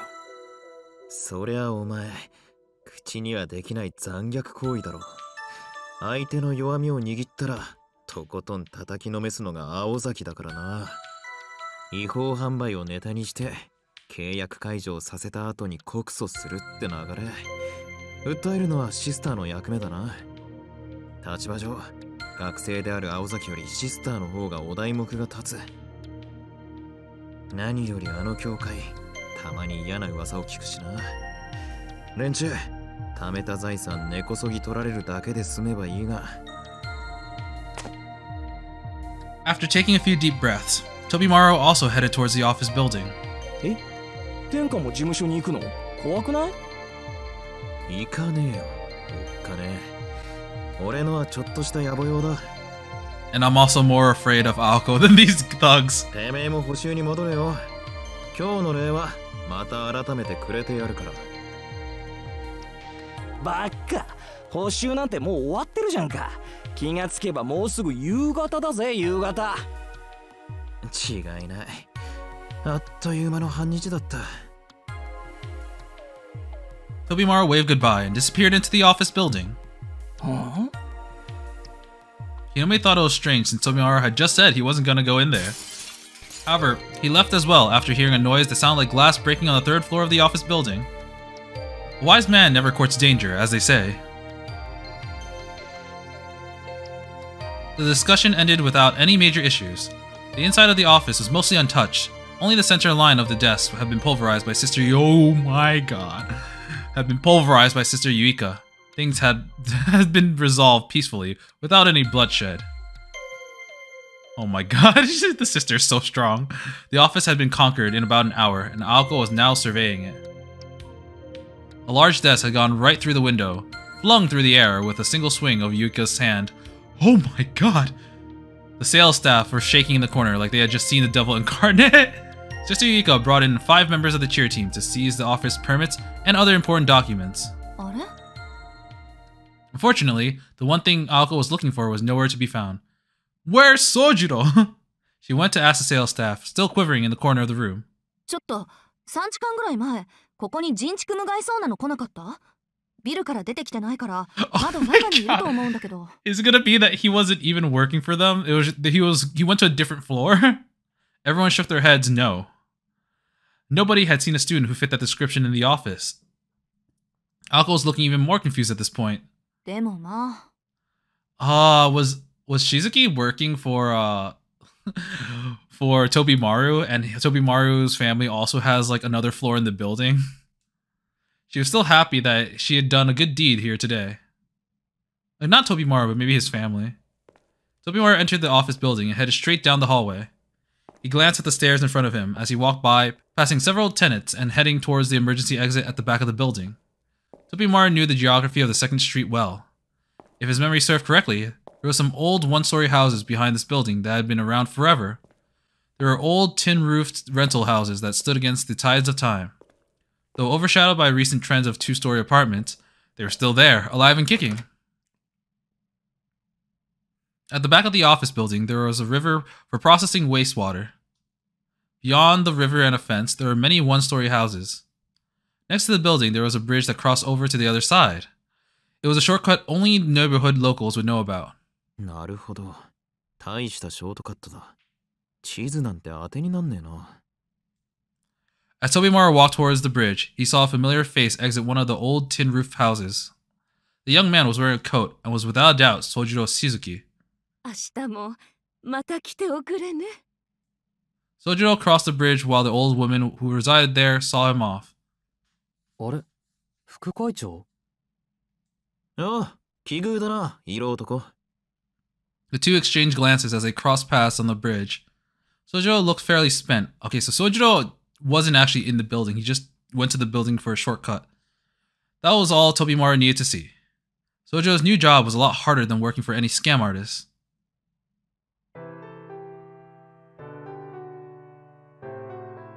They both stopped to talk on the footbridge. あの辺りに親戚でもいんのか？いや、いない。一つ手に紹介されて、おばあさんの話し相手をしていただけだ。What? So he was just helping some elderly? For some reason, Sojiro readily revealed what he had refused to tell Aoko. そんな気軽に話していいのか？守秘義務とかありそうだが。いや、秘密にしなくちゃいけない話でもないんだ。ただ、話しちゃいけない気がしただけで。飛び丸には出てくるところを見られたし、正直、誰かに言いたい気持ちはあった。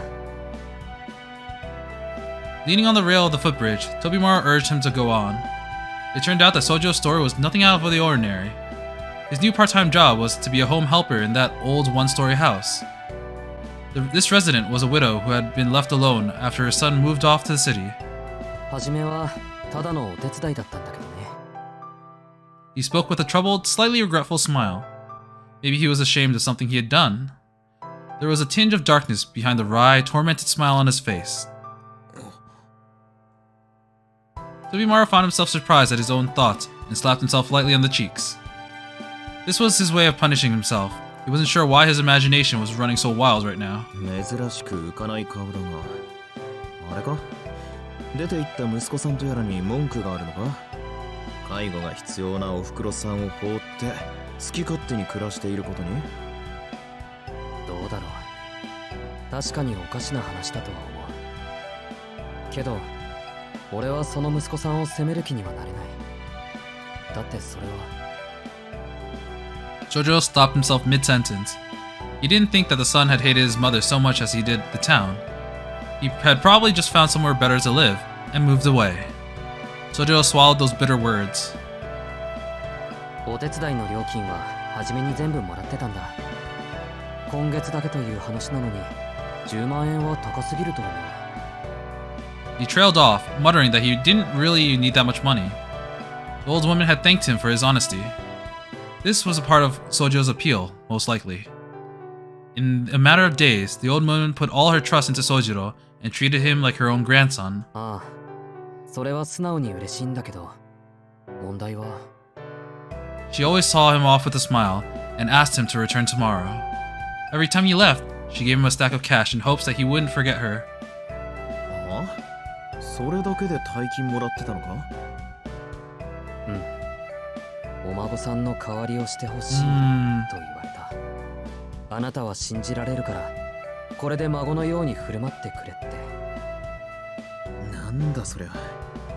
少しも信じてねえよそりゃ。金で動く孫がいるか。そりゃヘルパーと変わらねえ。いや、おばあさんはヘルパーさんにはお金は払わないと言った。信頼できないから。あのおばあさんが信じられるのはお金だけなんだ。I see.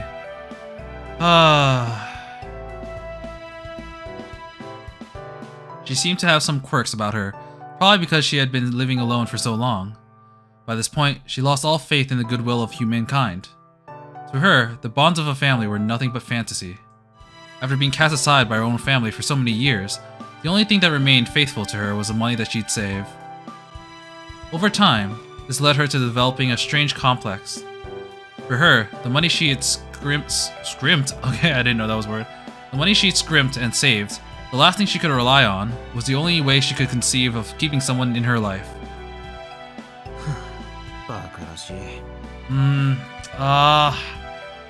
That actually makes sense, because I have someone in my family who's kind of similar. They work very hard, and a lot of the things they can do is, they save money, but that's kind of like the only thing they can rely on to make sure that people come back. It's kind of sad. それって結局金で雇った他人じゃねえか。孫の代わりとは言えねえな。それはおばあさんが誰よりも分かってるよ。でも偽物だと分かっていても、それぐらいしか信じられるものはなかったんだ。おばあさんにとって家に寄りつかなくなったお孫さんは今一番欲しいものだから。その代償として彼女が一番信用できるものを真心として渡してくれたんだ。Oh, that's kind of sad. She wasn't buying him though. She just trusted Sojiro from the bottom of her heart and was thanking him the only way she knew how. She didn't realize how that looked like from the other people's perspectives. また厄介な事情に首突っ込んだもんだ。まあ、あんまり深く思い詰めるな。いい話じゃねえか。命より金が大事だったばあさんが今になって思い出の方に転んだわけだ。そうかな。そうだといいけど。It was obvious from Sojiro's expressions that all this still weighed heavily on him. Yeah, I think that would happen to me as well. Like, I would feel guilty about that. なんだよ、煮え切らねえな。どうせお前さんのことだ。もらった金は一銭も使ってねえんだろ。んなことしてりゃ、いずれ年金も底をつく。そうなった時に丸々返すつもりだから、青崎にも黙ってたんじゃないのか？ That sounds like what he would do. なんで飛丸がそんなこと知ってるんだ？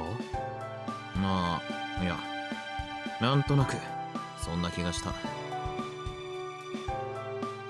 Tobimaru decided it was best not to tell Sojiro about all the trouble they went through for him today. He knew Aoko would only make him regret it later if he did. そっか。でも、この話の一番難しいところはね、その人にはお孫さんはいなかったんだ。Oh wow. Huh? After a few moments of surprise, Tobimaru let out a sigh. He understood. Did the grandson pass away? Being widowed with a son who's moved into the city and grandchildren who never visited. That was a normal, full and rich life. Sometimes, however, a person's dreams are all that kept him going. The bottom is limitless. For every tragic life, there is another even more tragic than that. 時々油断すると思うんだ。この町について。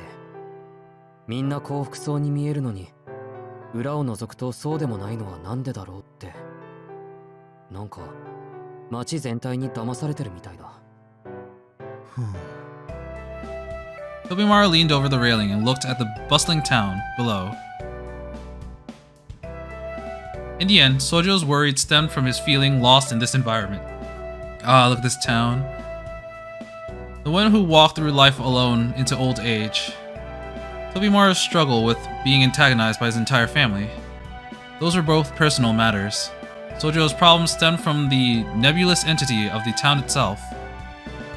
This town is darker than we thought. For every bit of progress made through modernization, there were also people left in growing misfortune. It didn't matter whether they were unequal in wealth or compassion. It was all the same. The larger a town grows, the harder it becomes for the weak to thrive. For a young man who spent his life in the countryside, where everyone helped each other, this was hard to understand. 宗十郎、お前、この町は好きか？まだわからない。そういう飛び丸は？まあ、似たようなもんだ。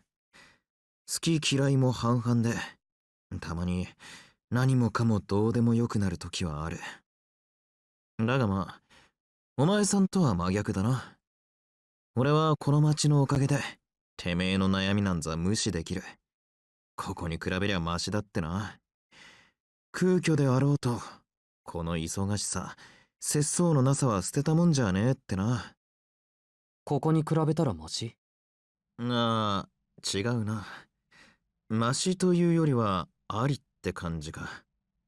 バイトしてればたまに思うだろ。街ってのは隙間を作らないように回ってるんだ。欠席にしろ空席にしろ、空きができたらすぐに埋められるようにできている。当たり前のようで、こいつはよくできた共同体なんだよ。昨日までは誰でもなかった他人が、明日には必要な隣人になってるかもしれない。昨日まではなかった街角に、新しい建物ができていることもある。まるで毎日が切った縫ったの大手術だ。それでもうまく回ってることに真剣に感心する。本当に何かの弾みで思うんだよ。俺はてめえだけで生きてるんじゃなくて、どうでもいい誰かのどうでもいい頑張りのおかげでこうして管負けてるんだってな。That's a good point. We rely on a lot of people to do stuff for them even if we don't even know them. 持ちつ持たれつだ。そういう巡り合わせを成立させているだけでも、どんなバランスなんだって呆れるわけだ。Just as the mountains are alive, so is the city. Tobimaru didn't seem to like the way that living creature had manifested itself. But even still. そうか。敬意を払ってるんだな、Tobimaru。まあ、照れくさいが、そういうこと。As someone who was born and raised in the city, Tobimaru was thankful that complete strangers were able to help each other out. つうか、お前さんは贅沢すぎる。初めから好きなところに住めるやつなんていねえだろ。生まれる場所は選べねえしな。単純な話、自分が住むって決めたところを好きになるしかねえってことだ。Tobimaru gave Sojiro's back a hard slap. It made Sojiro straighten up his posture and snap him out of his slump a bit. でもTobimaru、そこに住むって決めても好きになれなかったらどうするんだ？ Let's move somewhere else. どうしても好きになれないやつは違う土地に行けばいい。嫌なら逃げてもいいんだよ。放浪するのも人生だぜ。Sojiro was so impressed with Tobimaru's words, he couldn't speak. They gave him a new perspective. It wasn't just the words, don't be scared to run away from a bad place. What had really left a strong impression was Tobimaru's confidence. Although he had been born in this town, he spoke freely of abandoning it.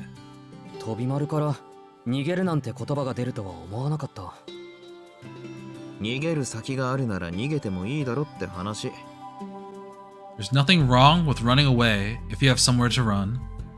Huh. そりゃ勝ちとか成功とかそういう言葉に固執するのも悪くはねえさ。富と名声はいいもんだしな。だが俺にはどうも勝ち続けるっていうのは固まるってことに見える。息苦しくてしょうがない。青崎みたいにがんじがらめになっても突き進むパワーもねえしな。心情は軽い方がいいだろうよ。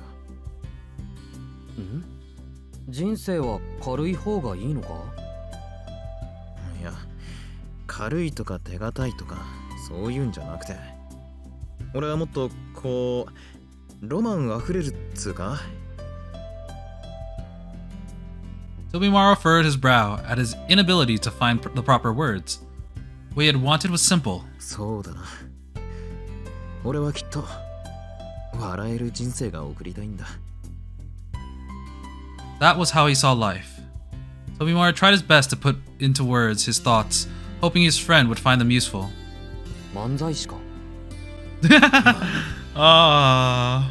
Tobimaru's shoulders slumped in disappointment. But even so... いや、そんなもんか。実際。 Yeah, sure. Let's go into the comedy act. The more you thought about it, the more you realized that Sojiro wasn't really wrong. There was no end to human desire. The perfect life was an unattainable dream. The only way to really win was to be able to say with your dying breath that you had truly enjoyed living. たく、青崎の影響かね。考えなしのバクとかっていうの。あいつ、ボニー&クライドとか大好きなんだろうな。Tobimaru tiredly scratched his head. He never would have said something like that this last year, considering how pessimistic he had been then. ともかくだ。他人の事情にいちいち落ち込んでるようじゃ日が暮れるぜ。Ah, look at this. Haha, wow. いや、実際もう暮れかけてるけどな。とんだ道草だ。そうか。引き止めてすまなかった。飛び丸は他に用事が Currently like busting a criminal organization that's scamming people. 俺もおとなしく家に帰るとするか。そっちも日が落ちる前に帰れよ。何をしていたか聞かれたら隠さず事情は説明しとけ。その話、お前が思ってるほどひでえ話じゃねえから。Sojiro frowned and fell silent. He still hadn't come to terms with his arrangement with that old woman yet. If he hadn't gone there in the first place, she might not have felt that anything was missing from her life. That feeling of regret was exactly why he wanted to talk to someone. お前、残酷なことをしたと思ってんだろ。ばあさんの人生に今からじゃ取り戻せないものを見せつけた。どうかな。Sojiro was stunned into silence. Tobimaru knew exactly what Sojiro regretted. そりゃ違う。思い上がりだぜ、宗次郎。いいか、そのばあさんも自分は人生に失敗したなんて思ってんなら、今の自分にできることをさせればいい。幸い金は腐るほどあるんだろ。なら、思いっきり人助けをさせてみろ。金で救える不幸なんざ山ほどあるだろ。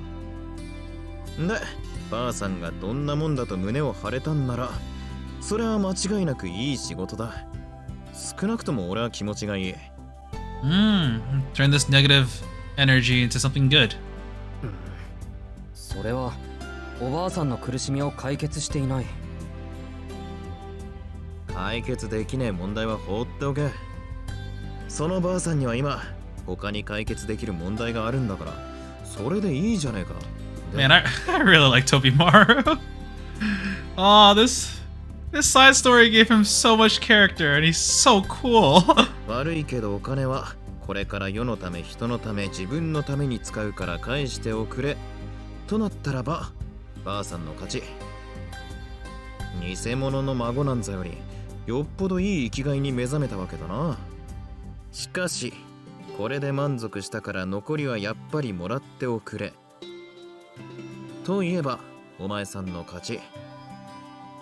ばあさんにとってはやっぱり孫の方がいいってことで、そん時は大手を振って大金持って帰りやがれ。なるほど。Sojiro clapped his hands together. He was finally able to accept these conditions as fair. すまない。ありがとう、飛び丸。His smile was no longer bitter. He would do whatever he could to help that old woman choose to assist others in need. Tobimaru thought that such unwavering confidence was a sign of true freedom. 気にするな。礼を言うならお互い様だ。Aww, look at him. じゃあな、宗次郎。休み明けにまた学校で。He's so cool! His goodbye wasn't the friendliest, but Sojiro didn't mind. He ran home with a big smile on his face. Tobimaru's smile was a bit less carefree as he left the footbridge. The time was 4:30 in the evening. Night would soon fall over the midwinter landscape.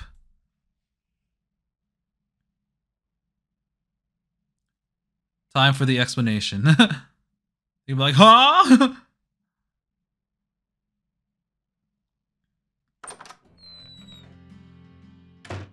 ただいま。今夜はまた一段と冷えるね。Of course she'd be pissed. Alko and Alice were both in the drawing room when he returned. Neither of them had eaten dinner yet. Alko looked displeased. Alice sat uncomfortably on the sofa. あれ、もしかしてこっちの帰りを待っていたのか? Alice quietly affirmed his assumption. Alko vehemently denied it. 青崎。 No, baka. 俺の気のせいならいいんだけど、なんだか昨夜以上にどうかしてないか? Sojuro had gotten slightly better at reading the room, but he had still had difficulty choosing the right words. I'll show you worked up. I'll get over here, was what she wanted to say, but she stopped herself. She wasn't actually all that angry with Sojuro. But... どうかしてるの、青子? してないわよ。してるのは宗十郎の方だっていうの。Alice's additional remarks seemed to have been the tipping point. Sojuro thought this showed that she was indeed worked up about something. しずきくんがどうかしたの? 彼、今夜は比較的まともだけど。Alice knows it. She gets it. Sojuro felt... that was pretty offensive too, but let it slide. もう分かったわよ。そっちから切り出すまで黙っていようと思ったけど、私の方から聞いてあげる。宗十郎、あんた本物の光って名前に聞き覚えはない？ The heck is that? いや、全く。初めて聞いた。Damn it! でしょうね。名簿にあんたの名前はなかったもの。なんだってあんな勘違いしちゃったんだろう。骨折り損とまではいかないけど、また良くない評判立てちゃった。Alko let out an exaggerated sigh and flopped down onto the sofa. Seeing Alko in this weakened state as an opportunity, the blue robin flew jauntily down from the sunroom. Wait, I thought he would have at least like passed by there, or like not exactly just passed by, but like gone in there because Hosuke introduced him there. 見てたっす。自分見てたっす。ご近所じゃもうおひれつきまくりっす。青崎さんとこの娘さんがまた指一本で見せつぶしたとかマジパネ。指先一つでダウンとかどこまで都市伝説作る気っすか。The robin continued to chatter praise for Alko's deeds of valor. Getting ready to... I knew it! I was like, she's getting ready to hit him. Alko knocked it away with a flicker of her finger and picked herself up off the sofa. 今日はお金持ってないわね。例のアルバイトはもう終わったの？いや、まだ続いているよ。あのお金は預かり物だから、朝のうちに口座を作って預けておいた。預かり物？そう、預かり物。きっと全額返すことになる。Sojuro took off his coat and began talking about his job as a home helper. He kept it simple, explaining how things began and the conclusion he had come to with Tobimaru earlier. She's gonna be like, that damn Tobimaru didn't tell me anything! Alko seemed stunned by the outlandish circumstance, but in the end... はいはい、やっぱりね。安心したっていうか、がっかりしたっていうか。He's such a saint. どう頑張っても悪事を働ける人間じゃないわよね、あなた。She was back to her usual offensive self. However, there was another girl in the room who had, at this point, gone pale. 待って。ということは、それはしずきくんのお金ではないの？ So you're not treating us? ああ、人様のお金だよ。Uh-oh. What did you do? What did you do with his money? なんかとんでもない顔してるけど、どうかした？それが、どうかはしてないけど。出前はした。Oh no. I hope it's not a large bill. Alice handed out menus for the local soba noodle shop and a cafe. The blood drained from Alko's face as she took everything in. Alice quietly passed her a small note. On it was the hastily written order that was more than enough food for the three of them. まさかもう注文を？だって、そろそろごちそうのタイミングかと。No! Alice's accusing gaze fell on Sojiro. What? なんで？そりゃあんたがいらない期待を持たせたからでしょう。アリス、あんなに喜んでたじゃない。明日はごちそうねって。Sojiro clapped his hands together for the second time today. He remembered that Alice had said that yesterday. ええ、あの夜、しずきくんは同意してくれたわ。Alice was eager to emphasize that this was not her fault. いや、それは。そうね。アリスのミスなのは確かだけど、悪いのはあんたもよ。大金を持ち歩くってのはそれだけで危険なんだから。いい教訓になったんじゃない？観念して2人で感情折半しなさいよ。いや、それはできない。あのお金は預けてきたし、そもそも500円しか持ち合わせがない。そう、合わせても足りないわね。試したことはないけど、出前にキャンセルは効くのかしら。An air of despair fell upon the Kuonji estate. Ako sighed as if none of this involved her. She hated to cuddle them. Perhaps this was her fate. そうなるか。いいわよ。私が出してあげる。今日は臨時収入があったから、パーッと派手に使いましょう。Ako's sudden proposal made both Sojiro and Alice perk up. つまり、青崎のおごり。そんな、信じられない。いいの、青子。呼んじゃったものは今さら止められないでしょ。さっき電話したんなら今頃はもう坂を登ってきてるだろうし、まあそもそもこのお金も宗十郎が発端だしね。人助けをしたら被害者の会からお礼をもらっちゃったのよ。So I was gonna be like, wait, what did I do? だから気にしないで。なんか居心地悪かったし、錠剤と思って商店街に還元する。本音言うとちょっともったいないけどね。Her roommate began celebrating. Yay! Yay! Ako sank back onto the sofa upon seeing the happiness her gesture brought. ああ、悪戦身につかずって言うけど、ほんとその通り。臨時収入は泡と消えた。I think it's hilarious that Alice has money problems. And thus, the curtain closed on a little incident involving a lot of cash. The blue robin flew onto the table again. 全く嫌な山だったぜ。The robin chirped and mimicked the puffing on a cigarette. まあそれはそれとして、青子さんの空回りっぷりを忘れないよう、これをカーモネーギー事件として記録しとくっすね。That's right, this is the Dosh affair. The blue robin continued to laugh at the day's hero. What? Okay, and died. Ako flicked the bird away just as someone knocked at the door.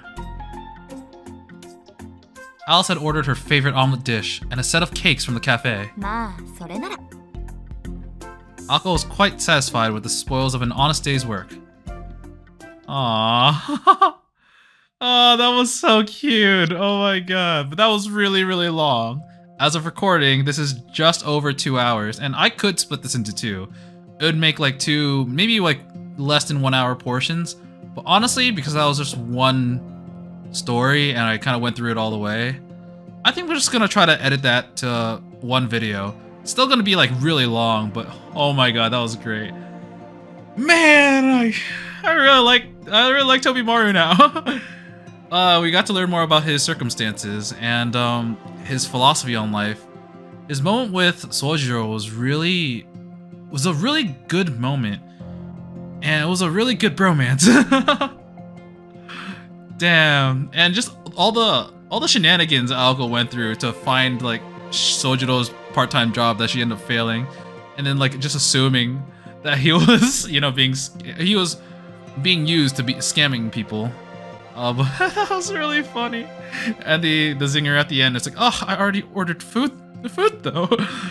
But yeah, those were some good side stories. I really liked it, the Carnegie case. Oh, but I've decided that next time I'm going to continue with the story, so it'll be Scarred, Scar Red, because I feel like doing this, which takes place in the future, would feel a little out of place. Maybe it won't, but I think I'll get the other books in between first. The only exception is like, what if I do the next episode and there's actually a time skip and it takes place past this? In that case, I don't know, but I don't know why they would do that. Maybe the books in between will also be short stories that they'll introduce later. But we also got to see Sister Yuika again, which is, you know, we haven't seen her in a very long time. And so far, she's only been side content. And her sister as well. We don't know anything about her sister, pretty much. But yeah, we'll continue with the main story next time. And until then, I will be seeing you. See ya!